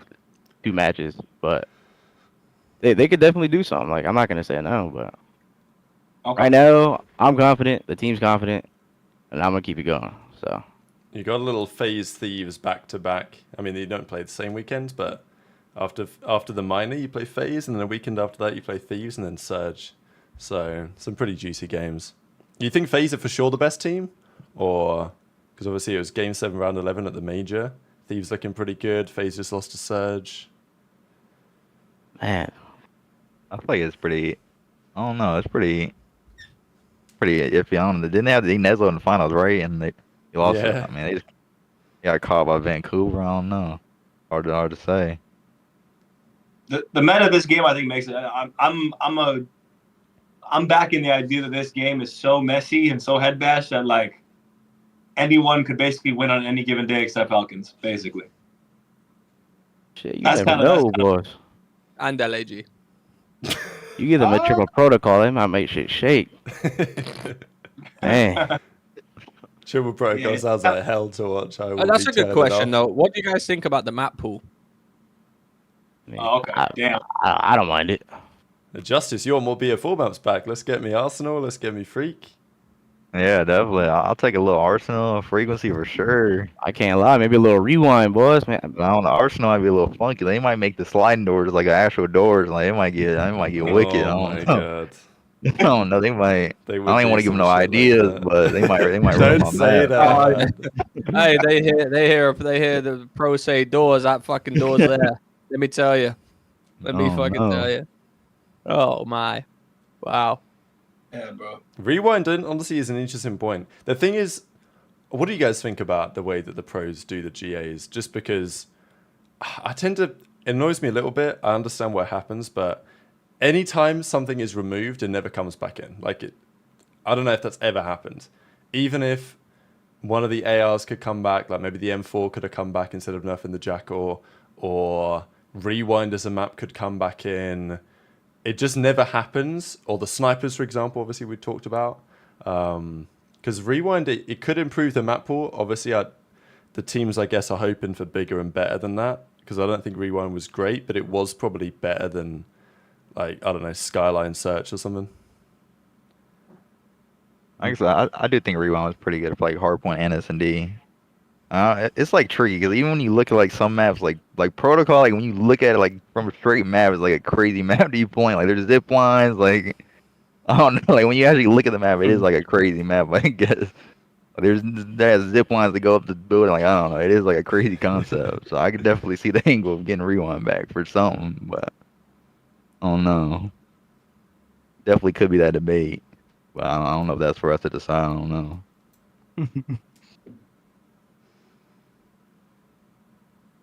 Good lord. Good lord. All right, any Boys. final questions for the gentleman? Yeah, I was gonna say. The final thoughts in terms of just you guys. I think you guys are gonna perform well this split. You guys are a dog type team, taking every team to game 5 basically every time. What is your final words? I guess maybe individually, as PaulEhx and Estreal individually, or as a team, to people maybe who are doubting doubting the experiment of a bunch of young guys, people who may be dark horses on other teams and such coming together and actually making some noise. I mean, what is your message to people out there with about 1,500 people listening? You go first, Jay, boys. You got it. I appreciate all the support.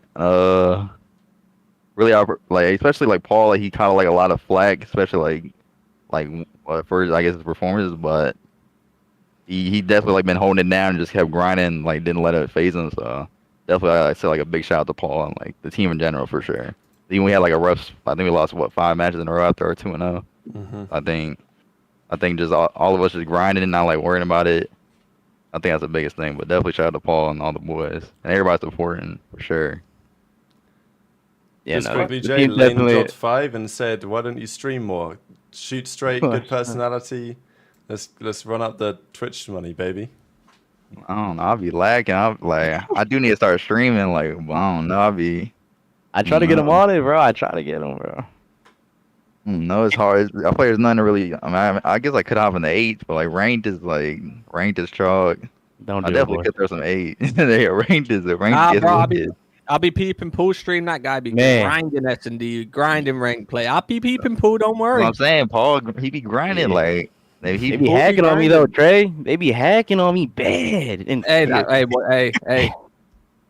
You don't have to stay. Don't. Hey, you might have to get a PS5 just for the rank play. Pool, I ain't gonna lie to you, twin. I'll give you mine. It's still in the box. I'm still gonna tell them, but it's all good. But yeah, to touch on what he said, obviously shout out to the guys. That's all I'm gonna shout out. Honestly, everyone's they've been on me, bro, and that's cool. I understand.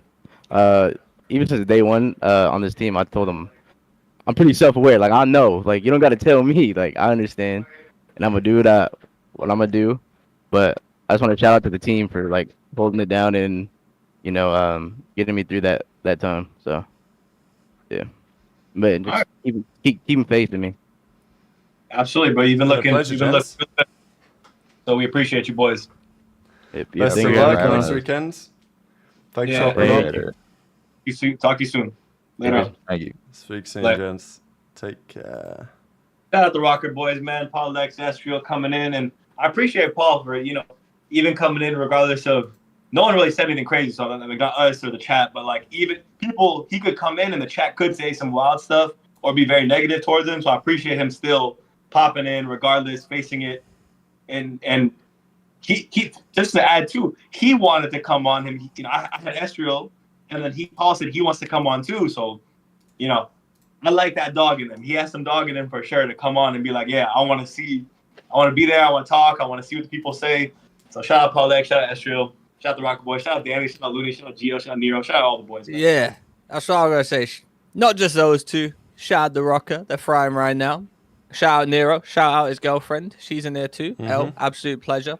We always get a nice little drink here and there when we go to events and stuff like that. Karaoke, you know how it is. I'll be vibing, singing. You know how it is. Good people, shout man. out to them. Great people. I agree. Honestly, like Rokkr, the last couple of years, they've not been the easiest team to root for.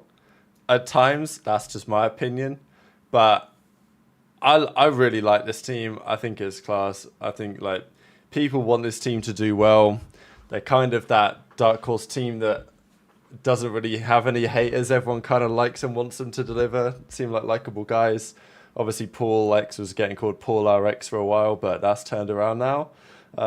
So yeah, long may it continue. I think, especially you look at guys like Estreal and Gio coming into the league just last year. We obviously need some rookies that are going to come in and deliver something, and also rookies with a little bit of, let's just say, charisma and entertainment, and someone who can be on attack grab thumbnail. You know what I'm saying?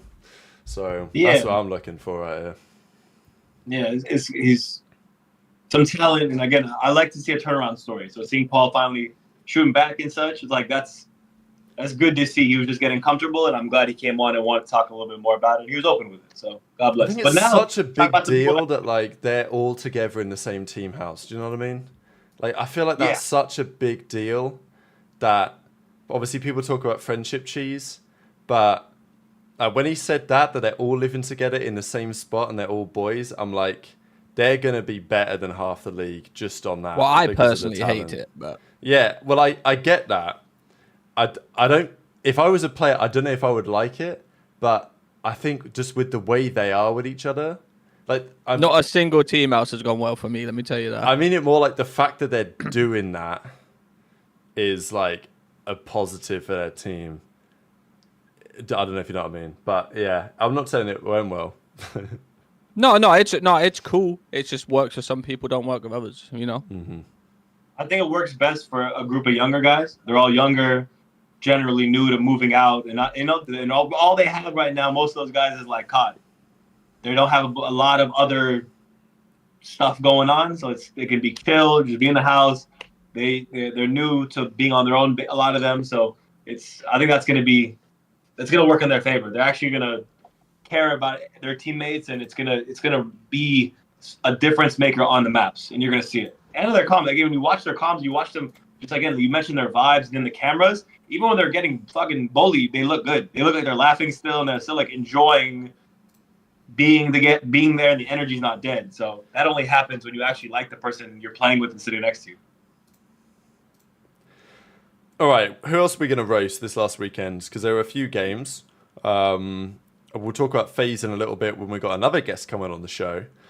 Yep. We let's just do a little bit on Cloud9 because we nearly finished up talking about them. I did want to do a little deep dive into this series because OpTic just got 3-0 smoke showed by FaZe. No one really cared much about this series because it happened just afterwards, but it was still an important series because I still think Toronto were good and they came out and they dealt with the Ravens without too much difficulty. So I still rate Toronto, but this series they got completely slammed. And I know that they didn't say anything about it. I said on my video, it kind of reminded me of when Toronto last year, they started the year really well and then they played Boston and got 3-0 out of nowhere. And then they won their next 12 series in a row, winning the major and everything. So I don't know if it's a bit like that where Toronto just had a weird off day and they just got slammed. But yeah, I mean, this was impressive for C9. I think Sib coming to form should really be not much of a surprise. Sib, this is why I picked C9 to even beat Surge the next day. Is just I thought I mean to be fair, it was game 5. Probably Surge were going to be the favorites because C9 can't win a game 5 to save their life. But still, Sib turning it around, it's a great story. Kremp has been super impressive to me. Kremp and Nasty, both of those guys, formerly of Thieves last year, who were dropped, but they were great at the end of last season, that team, and they were unfortunate to be out of the lineup. So Kremp turning up, Attach held his own. He had a great search and destroy map too. CleanX had a stinker. And that was it. So I think this is the first time this year that we saw Cloud9, because you look at that roster, Attach, Kremp, Mac, and Sib, and you're like, well, this is what they've got in the locker, but they've played 10 series, and this is the first time we've actually seen it. And of course, then they lose the next day as well. So yeah, I'm not saying C9 are fixed exactly, but if Sib's dropping a 1.3, not a 0.7, then obviously that's a good start. Yeah, I mean, there's no shock, right? Dante, generational player. You mentioned it before. Whatever was happening with him, I know I mentioned, I made the joke of the gameplay issues and such. Joke? That stuff was resolved, so it's going to take some time. Said it again, man.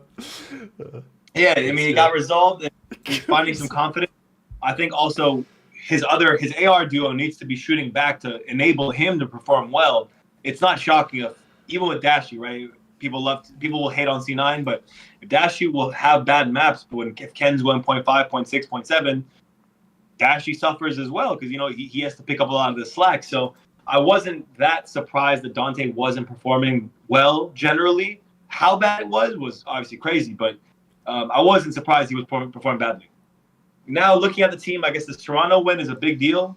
CleanX has a generational stinker, one that we don't really see much from him. So that's kind of, you can look at that as you will, but I do like that this is how they're starting off this week. Because to be honest, if they lost both of their matches this weekend, it would have been full blow it up. It already kind of is blow it up mode from before, but them winning this match, I think, gives them that little bit of hope they need to kind of get reinvigorated, believe in the guy sitting next to them, and push forward again. Because otherwise, Man, if they started out 0-2, I don't know what would have happened, honestly. Wouldn't have been ideal, Trey. I'm sorry. Sorry, I was just I haven't eaten all day. I was cleaning up some spaghetti, but now we're back. Listen, Spaghetti. this was one of these teams that we said should have made a change. It just, just on paper, it just looked like they should have made a change. They didn't. They've come to this week.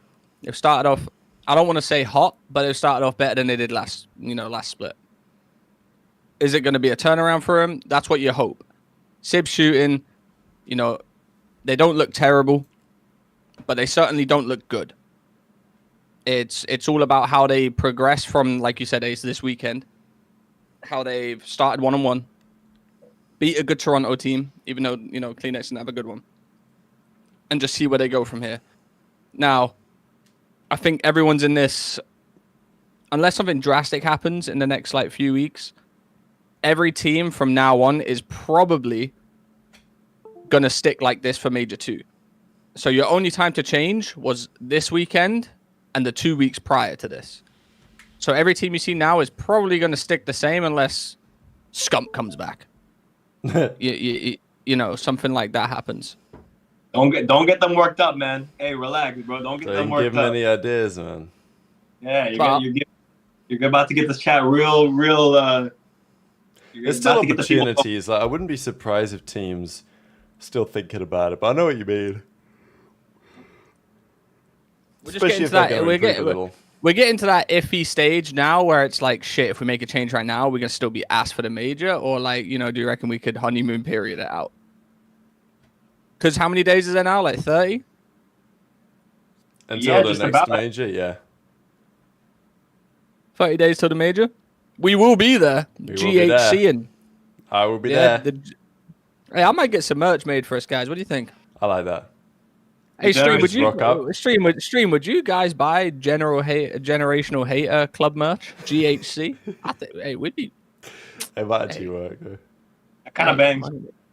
I know, money maker. No giveaway. Get a little cap on. Again. Yeah, Zuma said roster minute isn't over. We kind of discussed that with the Gorilla situation. General mates apparently dropping Priest of a Lunarz. We talked about that slightly earlier on in the show if you're just joining us. But yeah, C9, we'll see how they go. I'll look at their next games real quick. So next up they play, they have a doable schedule. They play Falcons next, then it's Boston, then it's Gentlemates, then it's Ravens. And then it's 4 games that are very, very winnable, and then it's FaZe. They have a minor in between these. But still, next weekend, if C9 come out, they beat Falcons, they beat Boston, they start the stage 3-1, that's respectable. If they lose to Boston, all of a sudden, still a conversation. But Kremper's really impressed me. I think, he has, I know it's a Jackal and maybe the SMGs are stronger, but yeah, that ace he had in the Surge series on the Hacienda was really, really impressive, among many other great players that he's made, to be fair, over the last couple of weeks. So, yeah, C9 maybe on the uptick. What other team did I want to discuss? Because certainly some teams on the downtick. Yeah, Ravens. Let's talk about them. So, all right. I knew they were frauds. All I'm saying, I knew they were frauds. And, they have played 2 good teams, to be fair, if you count Toronto as a good team. But, look, we talked about it earlier, Trey. We'll probably talk about it again when we do a bit of a deeper dive on OpTic in a second here. The vibes ain't looking great. And I look at the player cams on Ravens, the vibes ain't looking great. Vivid, was he better with one eye? He comes back to online and he's dropped a 0.6. He's down there. He's battling Kenny for, 0.59 was tough though, weren't it? But yeah, 39 kills, 0.63 KD, getting slammed by the Thieves, not even close. And then they lost to Toronto. They got 3-1s. They even lost the red card search.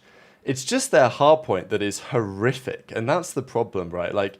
In terms of average points scored, they've got to be down there with the Falcons for recent performances. And it's not like Ravens are okay at the other modes, but if you're getting brutalized in hardpoint this bad, it can't be good for your confidence. And you just always start every series off on a bad note. So, yeah, difficult to say, because Vivid played better in their second series, yet he was the only guy positive. Just confusing. Yeah, I'm gonna hold off on putting any hard opinion until next week. Like you said, they had a harder schedule. 2 good teams.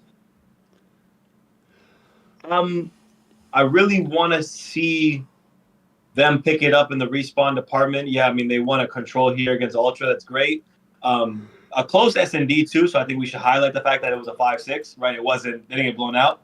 So they're still in their series. They're still in winnable situations, but their respawns is really their hard points is where they need to step it up.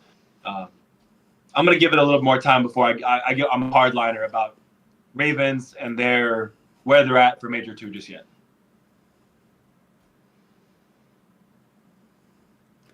Rokkr, OpTic, Cloud9, Miami Falcons they play.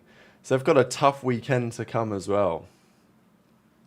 I mean, it'll be a scrappy one with Rokkr. Again, that's why this weekend to me is really what it's telling. If against Rokkr, they can likely take it to a game 5. That's going to be something. Can they close out their S&Ds? You know, Rokkr is a team that has randomly been very good when it comes to bringing it to a map 5. If Carolina can beat a team like that, that can give them a little bit of energy to keep going in this major because they closed it out fairly, I won't say easy, but it's a little bit better on the closeout of this Major 2 split. So just get through Rokkr, win that one. OpTic is up in the air. They look compromised right now. They could very easily go 2-0 if they get through Rokkr. And then next week we're going to be right back there 2-2, and all of a sudden right back in the mix is a team that they do love playing OpTic, to be fair. They do. That is like their favorite series. They tend to Kenny beef. TJ Halley tends to have the numbers. Fact. So I'm gonna have our guests join up pretty soon here. Yeah. Absolutely, that works for me. So yeah, I think those are the kind of key teams to mention that played a decent number of games on the other weekends. We'll do a little bit on FaZe because, as we asked the Rokkr boys, like, are they still the best team? I mean, yeah, let's be real.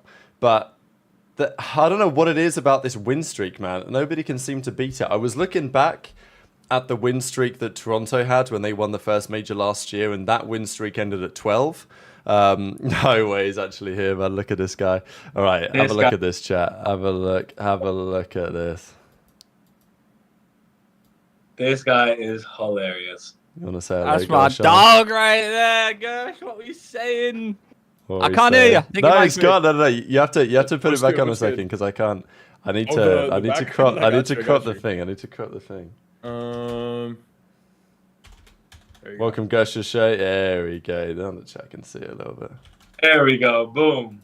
Boom. Big Royal Ravens fan. You feel me? Yeah. I remember that one. They sent me the merch when I was living in Bath. I still got those aviators, you know. You gotta wear them, bro. You feel me? Add it to the major catalog of drip, bro. Oh, we bringing them. Dude, Rab pulls up to every major looking like fucking like the Kingsman, bro. I need to get some new shit made. I ain't gonna lie. But everyone, that would be fire. If you don't know, because now the camera's up on this case. It's not just audio, but we got one of the goats. We got Gursh, baby. Yo, what's up, man? What's good? Hey, came back from Madrid, double weekend out there. Ace, we missed you. We didn't miss the horrible takes though, so it balanced out. But yeah, I love being on the show. I think it gives me a little change of pace where I get to not have to be like trolly, and I can be a little, analytical, a little serious. Speaking of which, Breaking Point Fantasy Major won 5-0 undefeated, so nobody doubt the ball knowledge today. You feel me? We're here. We can't doubt that. We can't doubt it. Mm-hmm. He's here. He's ready. Good times. But we're about to start talking about FaZe.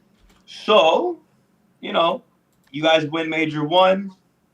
You're someone who obviously has a little bit of bias in this case, so let's be honest about it. What do you think of them? What do you think of them right now? What do you think of them post Major 1, starting off Major 2? Do you think they're the real, or do you think that they're a bit fraudulent? I mean, I'm not gonna go out and say, oh yeah, FaZe are fucking frauds, but I'm gonna be so real, bro. Like, obviously, this is the kind of thing that you kind of hold off till later and talk about once you're, wrapping up the major, going through VOD. But while watching that grand final, and like I want to say it was there at some other points in the major too, but it was mostly during the grand final. I felt like the team was also trolling a lot. There was the protocol control where first attack round for FaZe, they literally get 4 dead on A and nobody hops. Like, I mean, you get 4 dead, bro. Like, you stack. That's a free point right there.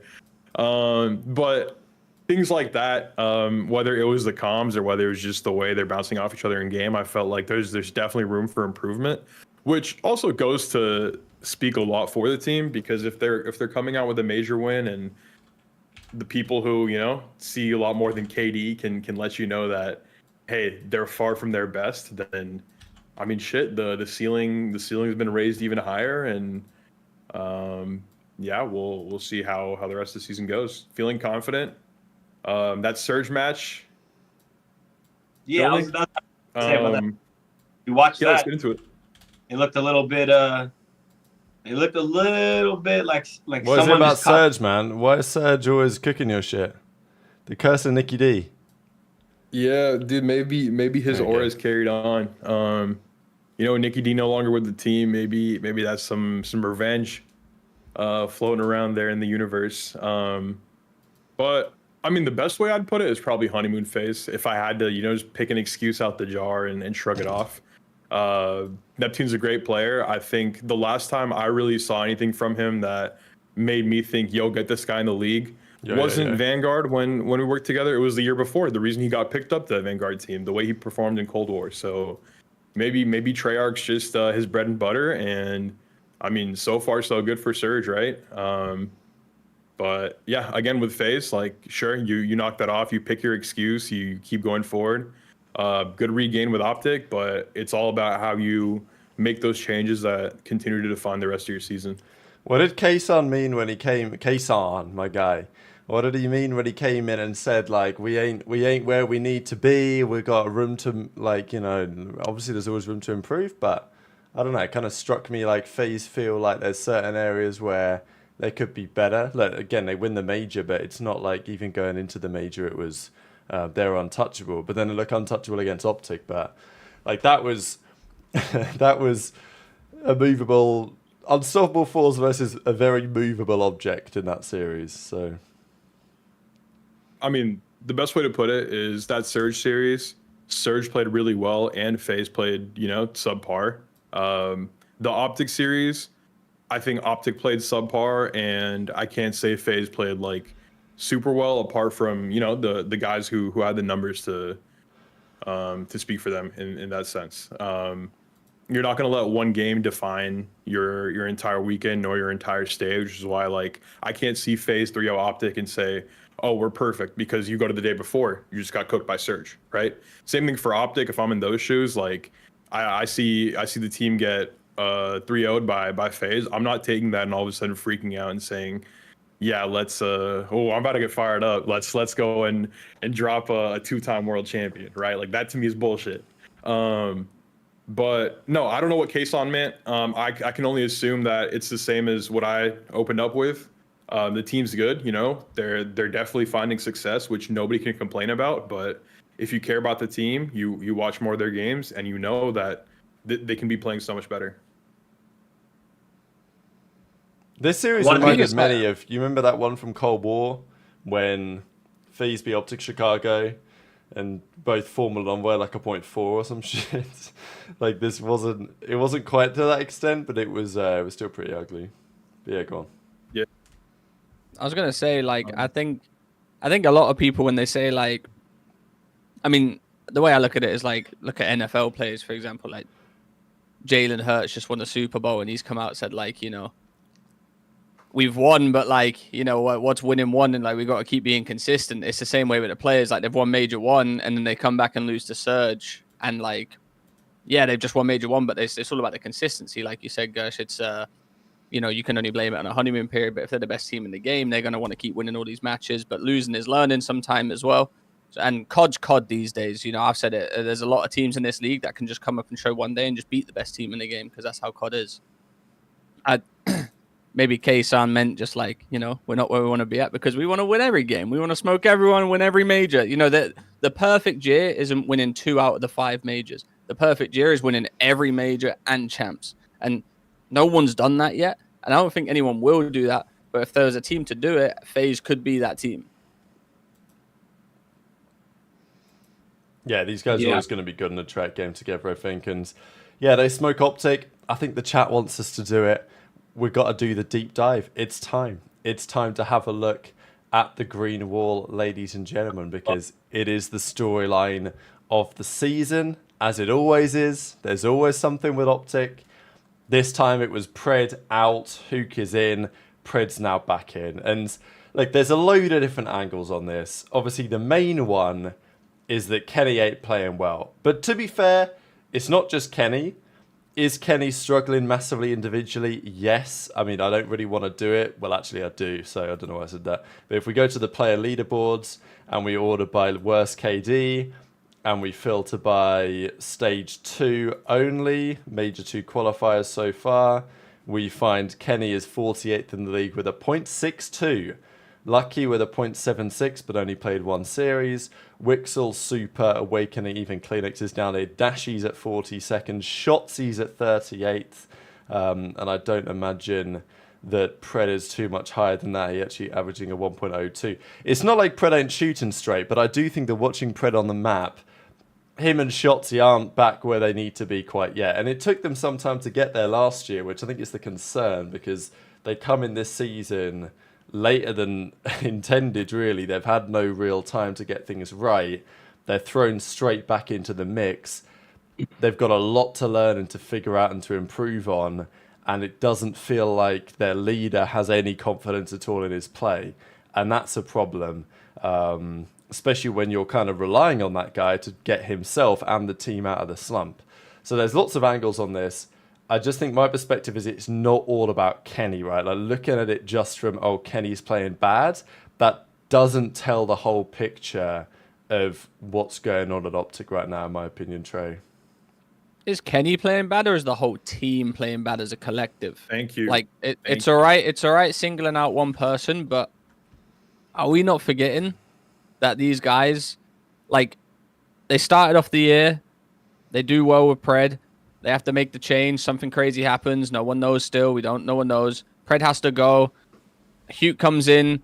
Obviously, you know, they're not playing like the greatest they have with Hugh. They go to Major 1. Hugh's looking like their best player on stats-wise. Comes back. Pred's back in. Fuck it. Pred's back in. Yeah, sure. I still think, you know, something's going on back there. The vibes don't look good. I don't know. Dashy's snapping webcam wires or whatever he's doing. I got And some clips. the whole team just doesn't look like they're playing as a team. It just looks like they're running around. I can't quite describe it. Snapping the web. No, but I agree 100%. I think, I don't know, things felt weird at the major, looking at their team dynamics. I think even the podcast they did with Pred back in the team, like, it didn't feel, I don't know, this is maybe just subconscious or kind of instinctive or whatever, but like, kind of looking at the dynamics there, the way that Kenny was in that podcast, it didn't feel like everything was perfect. And I wouldn't expect it to be, because, I mean, Pred even admitted this on the Flycast. This is probably as close as he's come to kind of saying what happens. But what he did say is that the way that, you know, what he was dealing with was affecting the team. Like, he basically admitted that like, he wasn't being a good teammate. The team wasn't obviously being helped by the whole situation. He then goes home to family for some time, and now he's, you know, he's good to come back, which is great. I want Pred in the league. Great stuff. But also, I don't know, it's tricky, right? Hook's gone. Was Hook the best option? Probably not. But it doesn't feel to me that this was a completely like, oh yeah, great, Pred's available, let's bring him back in, you know, let's hit the ground running again, we're going to go. Like, I don't know. Felt like there was maybe some hesitation from some parties on whether it was going to work. And yeah, I just have my questions about Kenny's, the way that structure's working right now, because this is what Enable said on stream about it. I'll find the clip up, because obviously, Trey, you've made the same point. I'll just pass it over to Ace while I find this clip real quick. Sure. Do we know who who got this clip of Dashi breaking his camera? Where is It's this? OpTic. They streamed this. They streamed Yeah, the they whole streamed. day from the room. So that's why we have this footage. Interesting. Yeah, I don't. Kind of crazy that this was just streaming all day. I don't know who thought that'd be a great idea. Maybe Brilliant I think idea. this is fire. This is a fire idea. No, in my opinion. it inspired. Like, It shows like behind the scenes. That's what Hex, that's what Hex done. agree, but it's like setting up some. It's a little bit too much of a setup. That first week you're back with someone new, and like you guys said, like if the vibe isn't perfect yet, I feel like it's maybe the first week is the time to maybe hold off on it. Let the guys kind of feel like they're not being watched. Let them figure things out. And instead, now you got this clip coming out. Now you have to deal with this internally. Now you have to sit down and talk to Brandon about this a little bit. And like everyone sees it. It's a bigger talking point. So I don't know. That's one thing. Separately, this game plays differently. Like we've said a few times, like the boys from Rokkr said and 04 said too, this game plays very differently. So having a guy come in, from week 1 to now the start of Major 2 is going to take some time to get used to. Not only because of comfortability, chemistry. Yeah, you won champs together, but Call of Duty, we don't have the luxury of having the same game format every year. So AG has to come. He is frying. He does look good, but to get on pace and understand the timings and such, like PaulEhx was saying, it's going to take some time. And the problem is this OpTic team is you have fan pressure. You have an expectation to be great. And every single day and every single weekend that you don't perform, I don't know. It gives you a bad taste in your mouth, considering too that Kyler was playing so well, statistics-wise at least, when he got removed from the team. So that kind of sucks as well. That's kind of lingering in the back of your head and is making this situation have the potential. I'm not saying it's there yet, but the potential to sour up a lot faster and like tension to build up within the team. What are we thinking, Gursh? I mean, Flop I take? just don't think that. Yeah, I don't really think that the whole Hook Pred thing is really like the focus here. I mean, that changed to me. I mean, as Ace just said, like Pred's coming in, he's frying. Hook just left, he was frying as well. The way that they, in a sense, kind of disposed of Hook is a glaring, I think. Just Hook still hasn't said anything, man. That's what I kind of find a bit like. You know what I mean? That could have been. You know who else didn't say anything? OpTic when they dropped Pred. Besides Yeah, no, like of comments course, here and yeah. there on player streams or like Hex on the podcast, it was just, hey, he's gone. There's no thank you graphic. Wow, we need him again, or we think we need him again. We get him in. I agree with what Nick just said in the chat. Like, what do you want Hook to say, right? Like, Well, no, I'm but sure I he's don't still know. processing I just feel bad because it feels like the Hook's real just been. problem here. I don't know. No. Yeah, but The like real problem here. we all know why Hugh got dropped though. No, I agree. I get it. You mean Like what do you want Hugh to say? Like, yeah, I got dropped because Pred's come back. Like, what do you want him to say? Right? Like, we know it's happened. No, I do get that. I just find it's unfortunate. You want him to be mediocre, salty mediocre. about it? No, I just wanted to it's not like. even Hook. I just wanted to say something. Go on, Gosh. Go You on. could do something to me. I had to stand up for this shit, That bro. was. Is It's this a not scuff Hook, pose, bro. It's Oh, no, not he's doing- Hook. He's yapping. Okay. People are gonna say, hey, drop Kenny, do this, do that. Sure, if you want a quick fix, quick change, sure, drop Kenny. But you don't have the guarantee that you're gonna have someone else that comes in and instills the same things. People talk about Kenny bring the brain of this team. I can't even talk, bro. I'm gonna fumble this rant. You feel me? But you don't have the guarantee that you pick up some kid from Challenger. He's gonna be the same IGL that Kenny functions as, bro. Kenny has 2 rings. You feel me? 2 rings, not one. There's not no fluky, oh, he got carried by 3 players. Hell no. 2 rings, bro. It's been a quarter of the season and y'all motherfuckers are tweaking. Bro, I was on New York Subliners when we went into Major 4, last event of the season, mind you, with a 7% chance of making champs. And they did it. They didn't even have to win the event to do that. They just made the grand final. Cool, whatever. We're getting shit on by DRAZAH now. Still made champs, bro. Still cooked. And, they could have done more champs, but that's whatever. They salvaged that with Prim on the team. And respectfully, he was slow in and out of game. You feel me?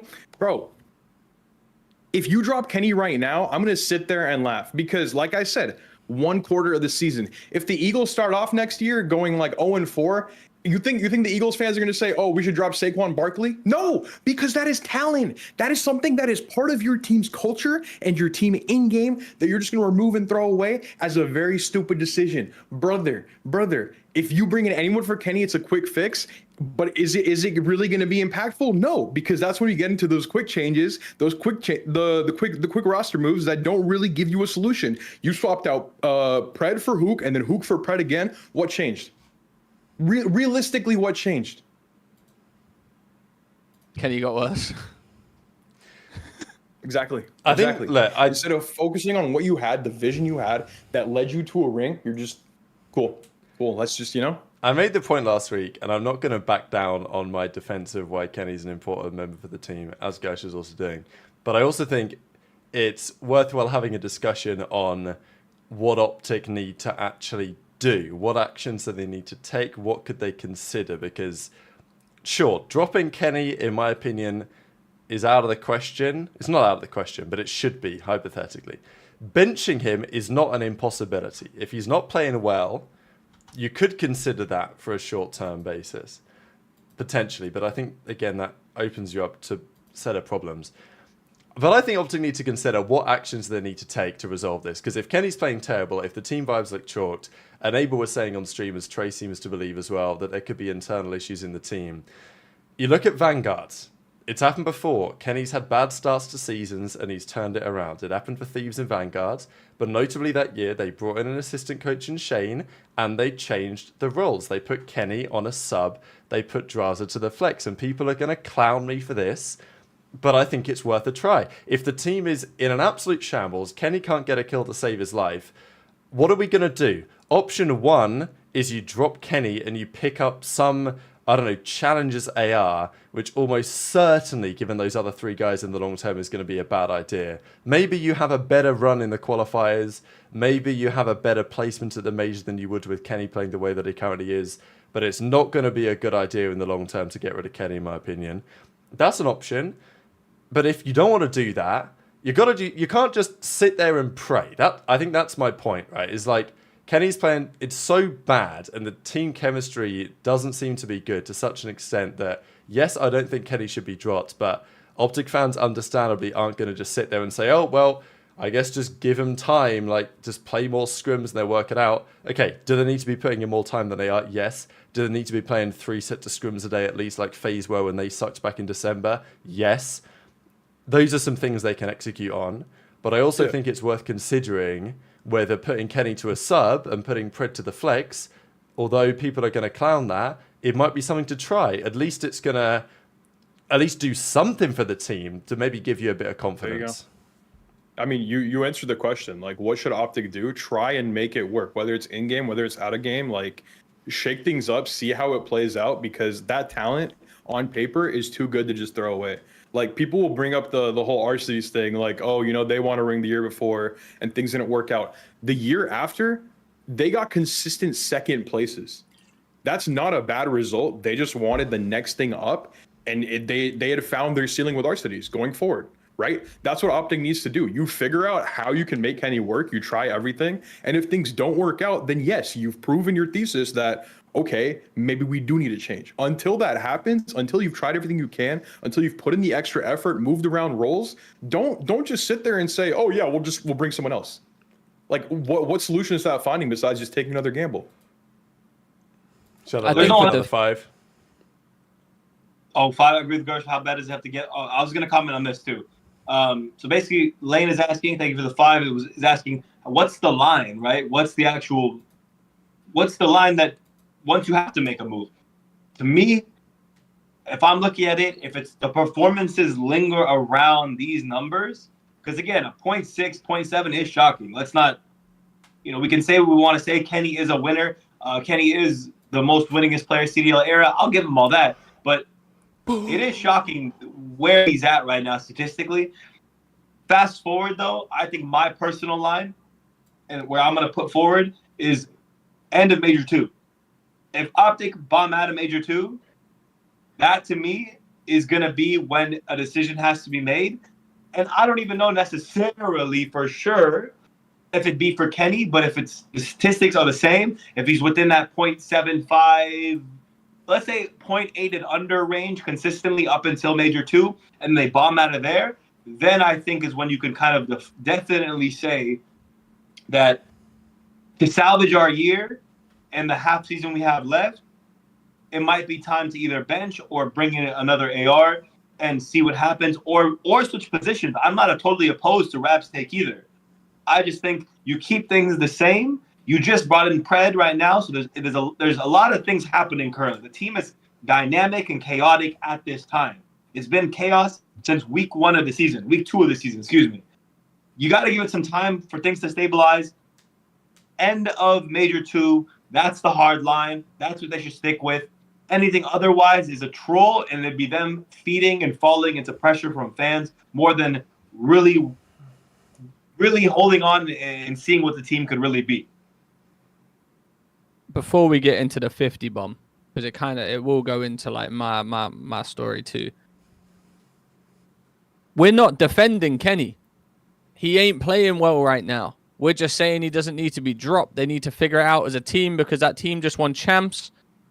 And going back to Gursh's point about our cities, they won that year. Guess what happens when a team wins? In the offseason, other teams get better. And guess what? They found their seed in our cities. They realized that there's the other teams that got better. We need to find the next piece to make us one above them again. And guess what? They did. With the Kenny stuff, Kenny knows he ain't playing well. No one has to tell him he's not playing well. He's done a tweet. He's not feeling great about it. Does he need to be dropped? No. Do they need to figure it out as a team? Yes. If they don't figure it out as a team, yeah. The person who does the worst usually gets dropped. If it's Kenny, it's Kenny, but it don't have to be now. If it's Major 2, it's Major 2. But right now, they just have to figure it out as a team. They've just got Pred back. Things don't look great. And if it continues, then yeah, it has to be a change. Maybe Kenny's not the guy from this year. But until then, we're going to have to find out. They're going to have to find out. They're going to have to work it out. The fans don't like it. The players certainly don't like it. I promise you that. Now, going into what Enable said and what I've been saying, internal issues. Yeah, shout out Torch for the 50 bomb. Absolute Torch. guy. Torch, thank you so much for the 50. Internal issues. I've been there with teams. I've been there. You bring someone back. You rely on someone or anything like that. You guys, don't forget, Pred went and no one knew what happened. And then he comes back just like that without a word being said. Hugh gone. No word really said. Just thanks for being here. You know, like, obviously we know why he went, whatever like that. But Pred coming back, was everyone happy with it? We don't know. But there was a reason he went, and then he came back. And they're not the same team. They don't look like the same players. They don't look like they're vibing with each other. They don't. And everyone's going to be like, yeah, they just lost. They just lost. You can still smile after a loss. It's not the end of the world. Kenny's over there watching the VOD back after they lost. Dashy's snapping his webcam. Pred staring into the monitor. Shotzi's watching Kenny. You know what I'm saying? You can see it. It's there. I've been a part of that culture. There's a reason. Enable saying it too. You can just see it. Shotzi looks complete. I would say Shotzi is the biggest telltale sign of this to me. Like, Shotzi he looks like a completely different personality to what he was a month and a half ago. Obviously, he had that like villain arc, which unfortunately didn't end really well. I mean, I actually did find a tweet on that today. But yeah, just looking at Shotzi's mindset, his phase, the way that he seems to be thinking about things after these games, like, he doesn't look like he's having a great time in that team at the moment. And that's a bit of an issue when he is not the decision maker, but, you know, they called him the warlord for a reason. I think the issue is for Shotzi is that as much as he believes in the team that he's got around him to win the World Championship last year, that can change kind of quickly. Of course, the discussion then continues to be, all right, if you do get rid of Kenny, what do you do? The funny thing is, to me, I actually think the only option that makes sense and challenges is Fellow in that role, just because of the way that the other three guys are. I don't think you get anyone else that makes sense. Like, there ain't no leadership from Shotzi, Pred, or Dashy. Like, it's just, I know what Maven means when he said that they're a low IQ team outside of Kenny, at least in game. Whether that's fair or not, I don't know, but that's okay. For that, Maven's a dumbass if he said that for sure. Maven's brain dead completely. I'll say that tweet forefront. That, yeah, Maven, if you really think that those guys don't know COD, get your head out your ass and fucking wake up, bro. Because no, it's not about a leader. Fellow's not going to be the guy to replace anyone on that team. even This is separately, true. if you're an OpTic fan or a COD fan in general, there's nobody available to pick up on a top 4 team unless they're trading between themselves. There's no talent. I don't give a shit if it's Lunarz. I don't give a shit if it's whoever you want to name. There is nobody that can replace Kenny right now. The only other guy is on FaZe or on Toronto, or, you know, they're not available. So realistically, your best option to replace Kenny is literally a downgrade by default. Well, that's what I'm saying. It's like, that's my There you point, go. really, is that if you're... My point, I guess, was that the only change to me that makes sense to do what you need the guy to do is fellow. And it's like, why would you do that? It doesn't make sense. Right? You were saying Yeah. Illy coming back. How many players are we going to run through again? Okay. For the record, I think Illy wouldn't do too bad if he was back in the league. Feeling me, run through is kind of crazy there. But No. I'm not mean- saying like that. I'm saying like how many players are we going to recycle for OpTic? yeah, You know? no, that's valid. Bring back Arcites. I saw him tweeting. Bring back OpTic Pro Loot. Like, right? Yeah. OpTic Sculpt, Yeah. though, now we're talking. Oh yeah. Hey, that's good clicks, Rab. No, there's just, again, there's a lot of takes out here that are even this Maven. How many likes does this Maven take? This Maven tweet probably has hella likes too. Like he's actually Nah, not cooking really. or something. He's just beefing with this guy. Or Sure. that guy. But again, it's just like this That's all thought I that can the other see. 3 guys aren't leading, or Kenny is the only possible leader of this team, is in itself already pretty stupid. Just gonna say that. That's dumb. Again, I've sat with these people, watched them talk COD, watched them watch COD, and analyze it and go back and forth. To think that like without Ken, this team wouldn't be possible for them to do anything. Just to say is also faded. The more actionable idea, though, is again, there's no one better. You just want champs with the guy. The guy is a certified winner. This game is tougher and it's more difficult for ARs in general. You got to give it some time. Ken is someone you don't want to give up on, especially considering that he does start seasons generally kind of slow. That's fine. Got to give it some time, bro. But yeah, that's where I'm at. For starters, that girl was fucking beautiful, Rab. Secondly, I think anyway, you know, of age, of course. Before we go, okay. Hopefully, when I say that. But listen, OpTic just got to figure it out. That's literally bottom line. OpTic's got to figure it out. I think we can just short summary. They don't figure it out before Major 2 tournament start. After Major 2, if they have a bad placement, so a change has got to happen, and it probably will be Kenny if he carries on playing like this. Yeah. Scum Yeah, was they talking gotta- about it as well. I mean, yeah, he was saying he's obviously got to figure it out. I just do want to share this clip from Enable here, like just to kind of align with your point, Trey. See what you think on this when we listen to it. It's about 1.5 minutes long. Hope there's some music in the background, but yeah, I'll just play this for the Because stream. if there's, you know what I mean, an issue where it's like, yo, Nub, you're brain dead, bro. What are you hitting this route? You're spawning them here repeatedly. You don't know shit about shit. That's something that you can go over and film, you know, and actually have a solution.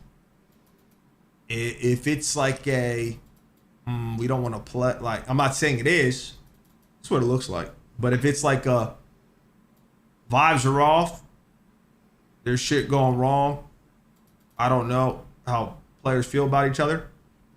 That's not as easy. That's not as fixable as the former. But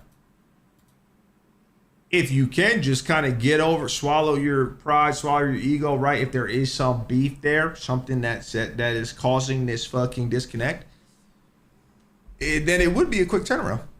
The issue is, bro, at least in my eyes, this isn't we suck dick, we don't know what we're doing, let's get in the lab and work OT, yo, this is us, bro, let's act as one. The vibes that I get is they don't want to play with each other. Like, it's not like we suck. It's like, bro, I just watched 2 series now. Now, obviously, one of them was against FaZe. We're the best team in the game. Yeah, so that was pretty much the take from Enable. Always interesting to hear his perspective. Whether he's right, I don't know. But I guess there is a discrepancy there between when FaZe were going through their struggles, Gursh, back in December, early January. I think, yeah, they knew that they kind of sucked at the time. They were getting smoked by Fellows Challengers team, but equally they weren't, they weren't thinking, oh, we got to blow it up. Like, Celium don't know how to play this game. Get rid of this guy. Like, it was a mindset of, all right, we kind of suck right now. We've got a lot to learn. Let's just put the work in. But as Enable says, in order to get to the point of just like, all right, let's commit and put the work in, you've got to be confident that that team of 4 can actually work again. And it just... This is an OpTic moment, man. It's an OpTic moment. It is what it is. Yeah. It's all man. It's all the fans, man. We saw brain dead takes before when FaZe started out the year bad that they should drop. They should drop Celium. They need to swap DRAZAH. Like again, everyone panics and thinks there's no way out. Everyone's just the recency bias in COD is unlike any traditional sport, or I mean, maybe even esports in general. COD has probably the fastest half-life of attention possible. But yeah, we need to lock it back in and give these guys an opportunity to grow together. FaZe was asked at the beginning of the year. Now they're winning chips. OpTic's asked right now. Who knows in one major if they're winning chips and where we see them then. There's a ceiling here that is unreal, and we're trying to crash out before we've even gotten the rocket to start launching. So everyone needs to calm down.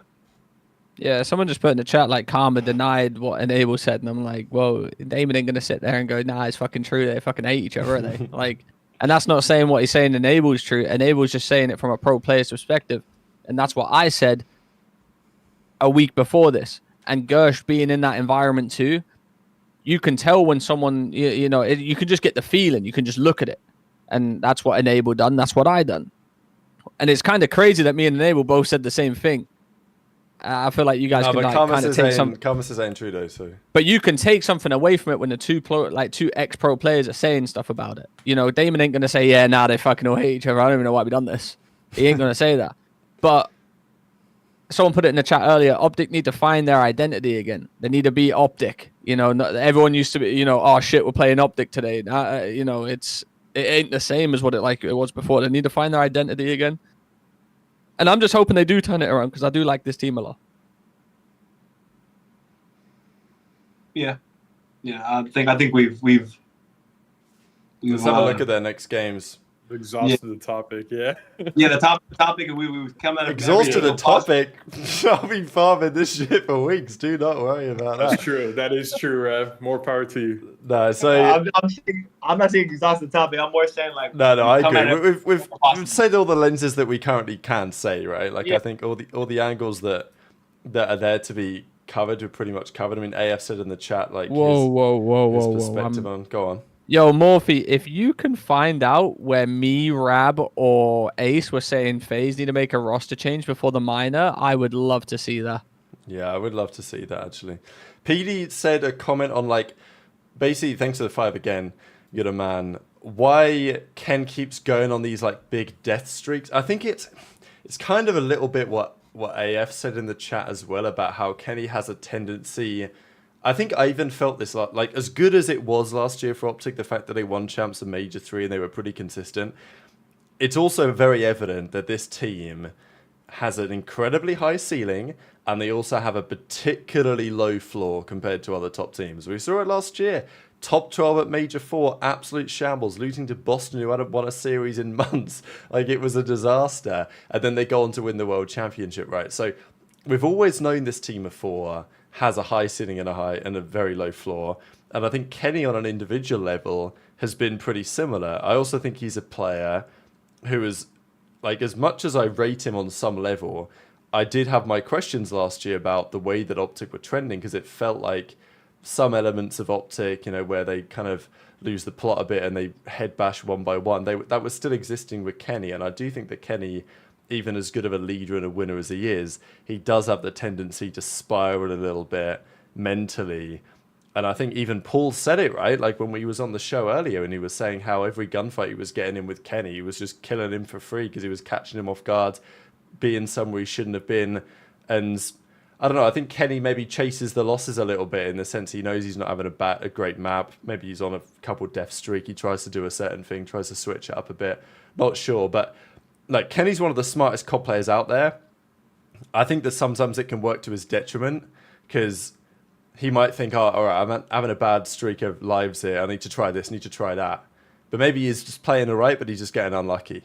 And some players will just keep bashing, and then it'll work. This game doesn't. It does okay. This is not 100% 10 out of 10 take. It's more like this game doesn't necessarily reward smarts.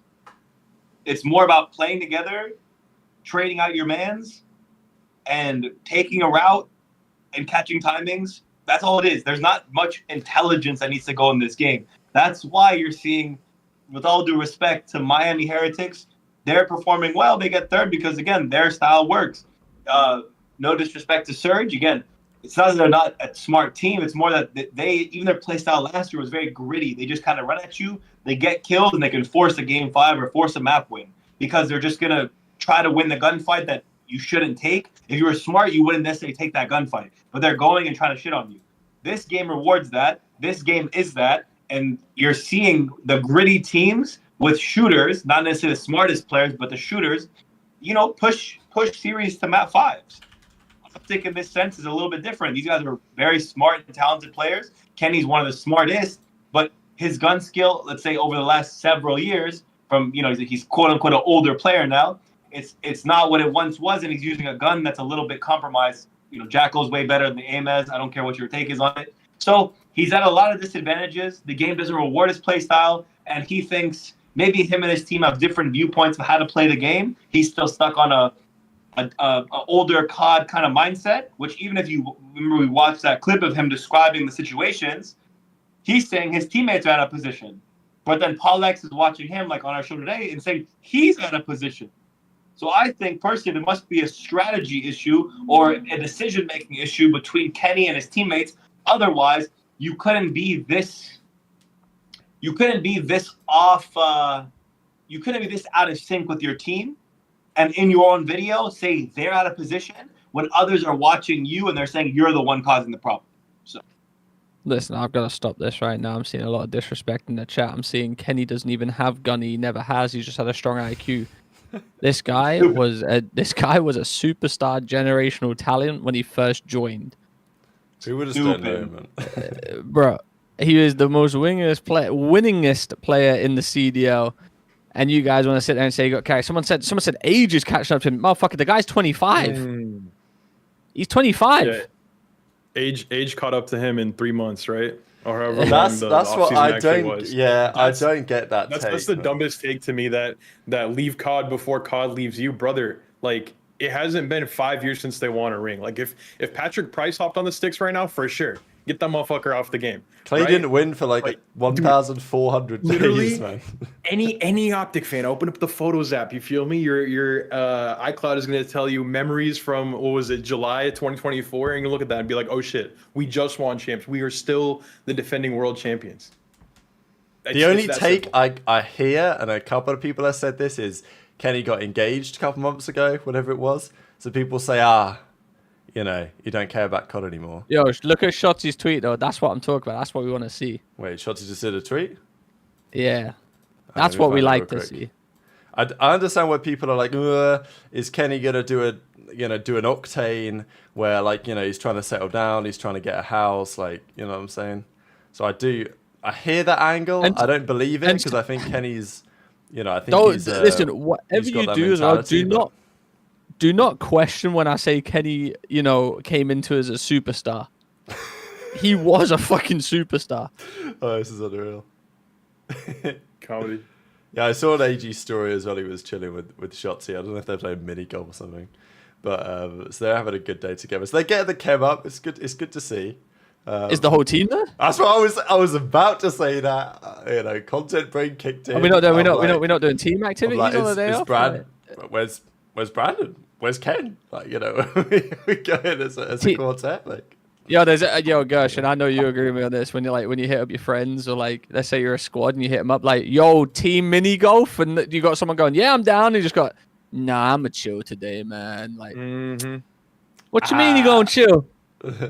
Yo, team Like, that's dinner. for me. Yo, team dinner. Nah, I just ordered McDonald's, bro. I'm gonna go chill, watch Netflix. What? What do you mean, brother? What you mean you We're trying to gonna go do to that? war together. Being a vibe kill. Brandon was sick at home. Yeah, I think the Dashi one, like, it does seem like he was apparently unwell. That's apparently why he didn't have the webcam on yesterday. Oh, that's getting a root canal. Damn. Oh, that's what that is. So he doesn't care about his Okay. team. I'm joking. Don't care about team vibes. I'm joking.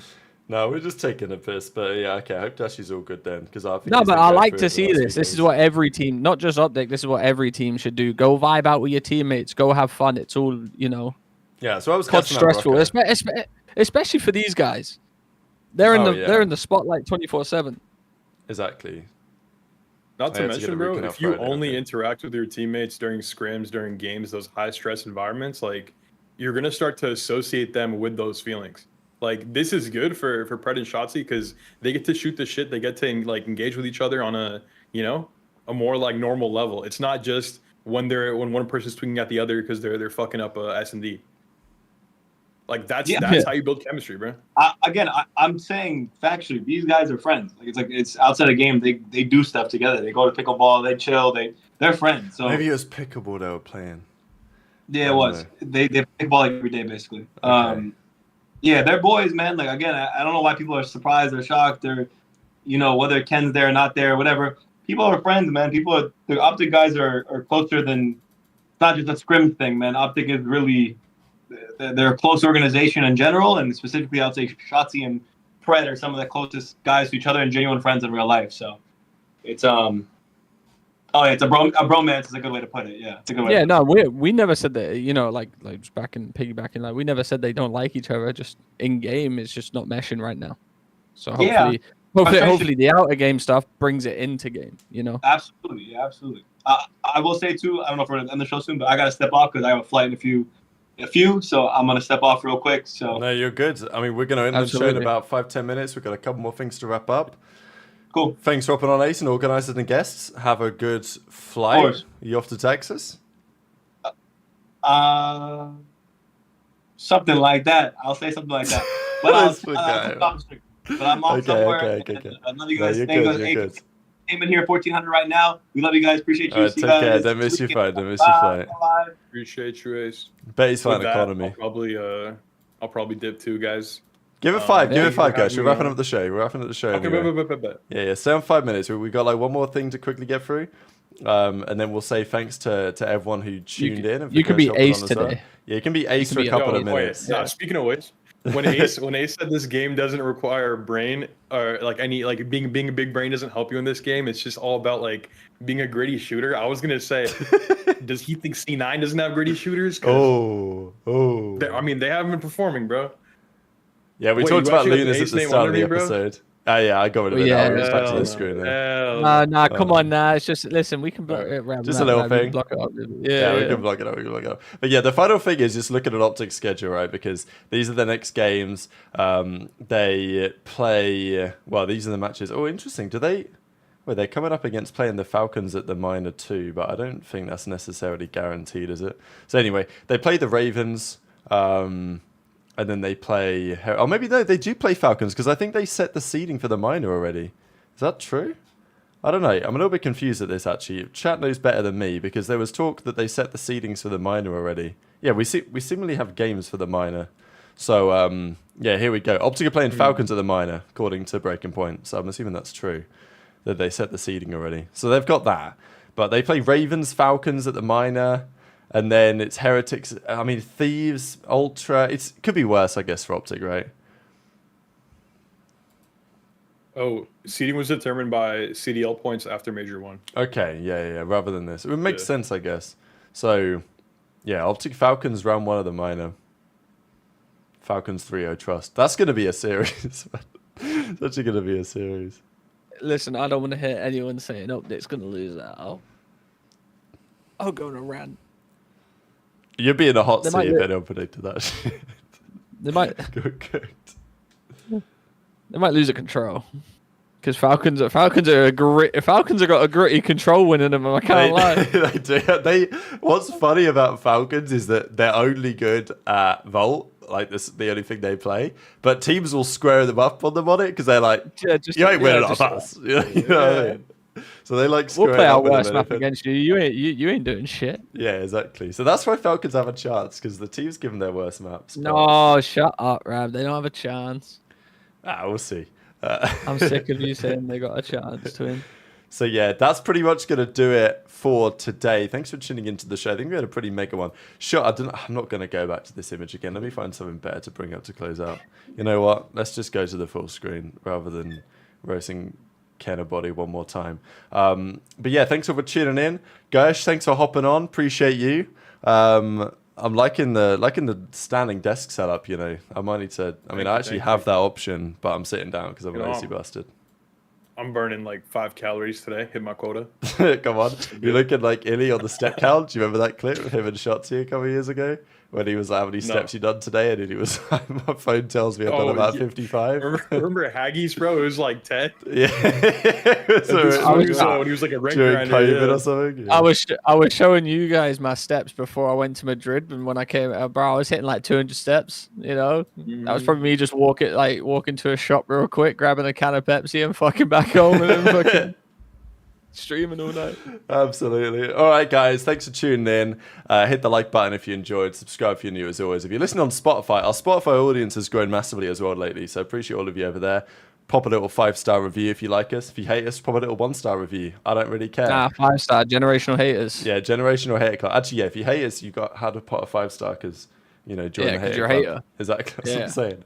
Shout out the Generational Haters Club. We will be back on Friday for a little pre-show. And then, next Monday, that will be the plan as always. Dope Check episode 48 coming soon. Will there have been any more roster moves? Possibly. Trey, any final thoughts? And then if I throw it to you. Absolutely stellar show. We even started off the show with 1,000 viewers. Usually we sit along like 600 to 800. We had 1,000 straight off the bat. So clearly we're doing something right. Appreciate everyone that donated today. It's an absolute pleasure. Torch with a 50 bomb, couple 5s, couple 10s here and there. We appreciate you all. The support is insane. Generational Hater Club merch on the way. I know you guys said you'd buy some of that, so we'll get some of that sorted out for you. Appreciate Ace for getting the guests on. Appreciate the guests for coming on. Gursh as well, giving one of the best rants of all time, even standing up, hitting a couple hand movements here and there. That was nice. Bit of gesticulation. I rate that. One of the best nicknames we've heard in a while. We've had Ken J Nassim. We've had Kenner Body. It's been an absolute pleasure. It's been a great show. It's been an absolute pleasure, gentlemen. We're going to end it there. Thanks for watching, and we will see you in the next one.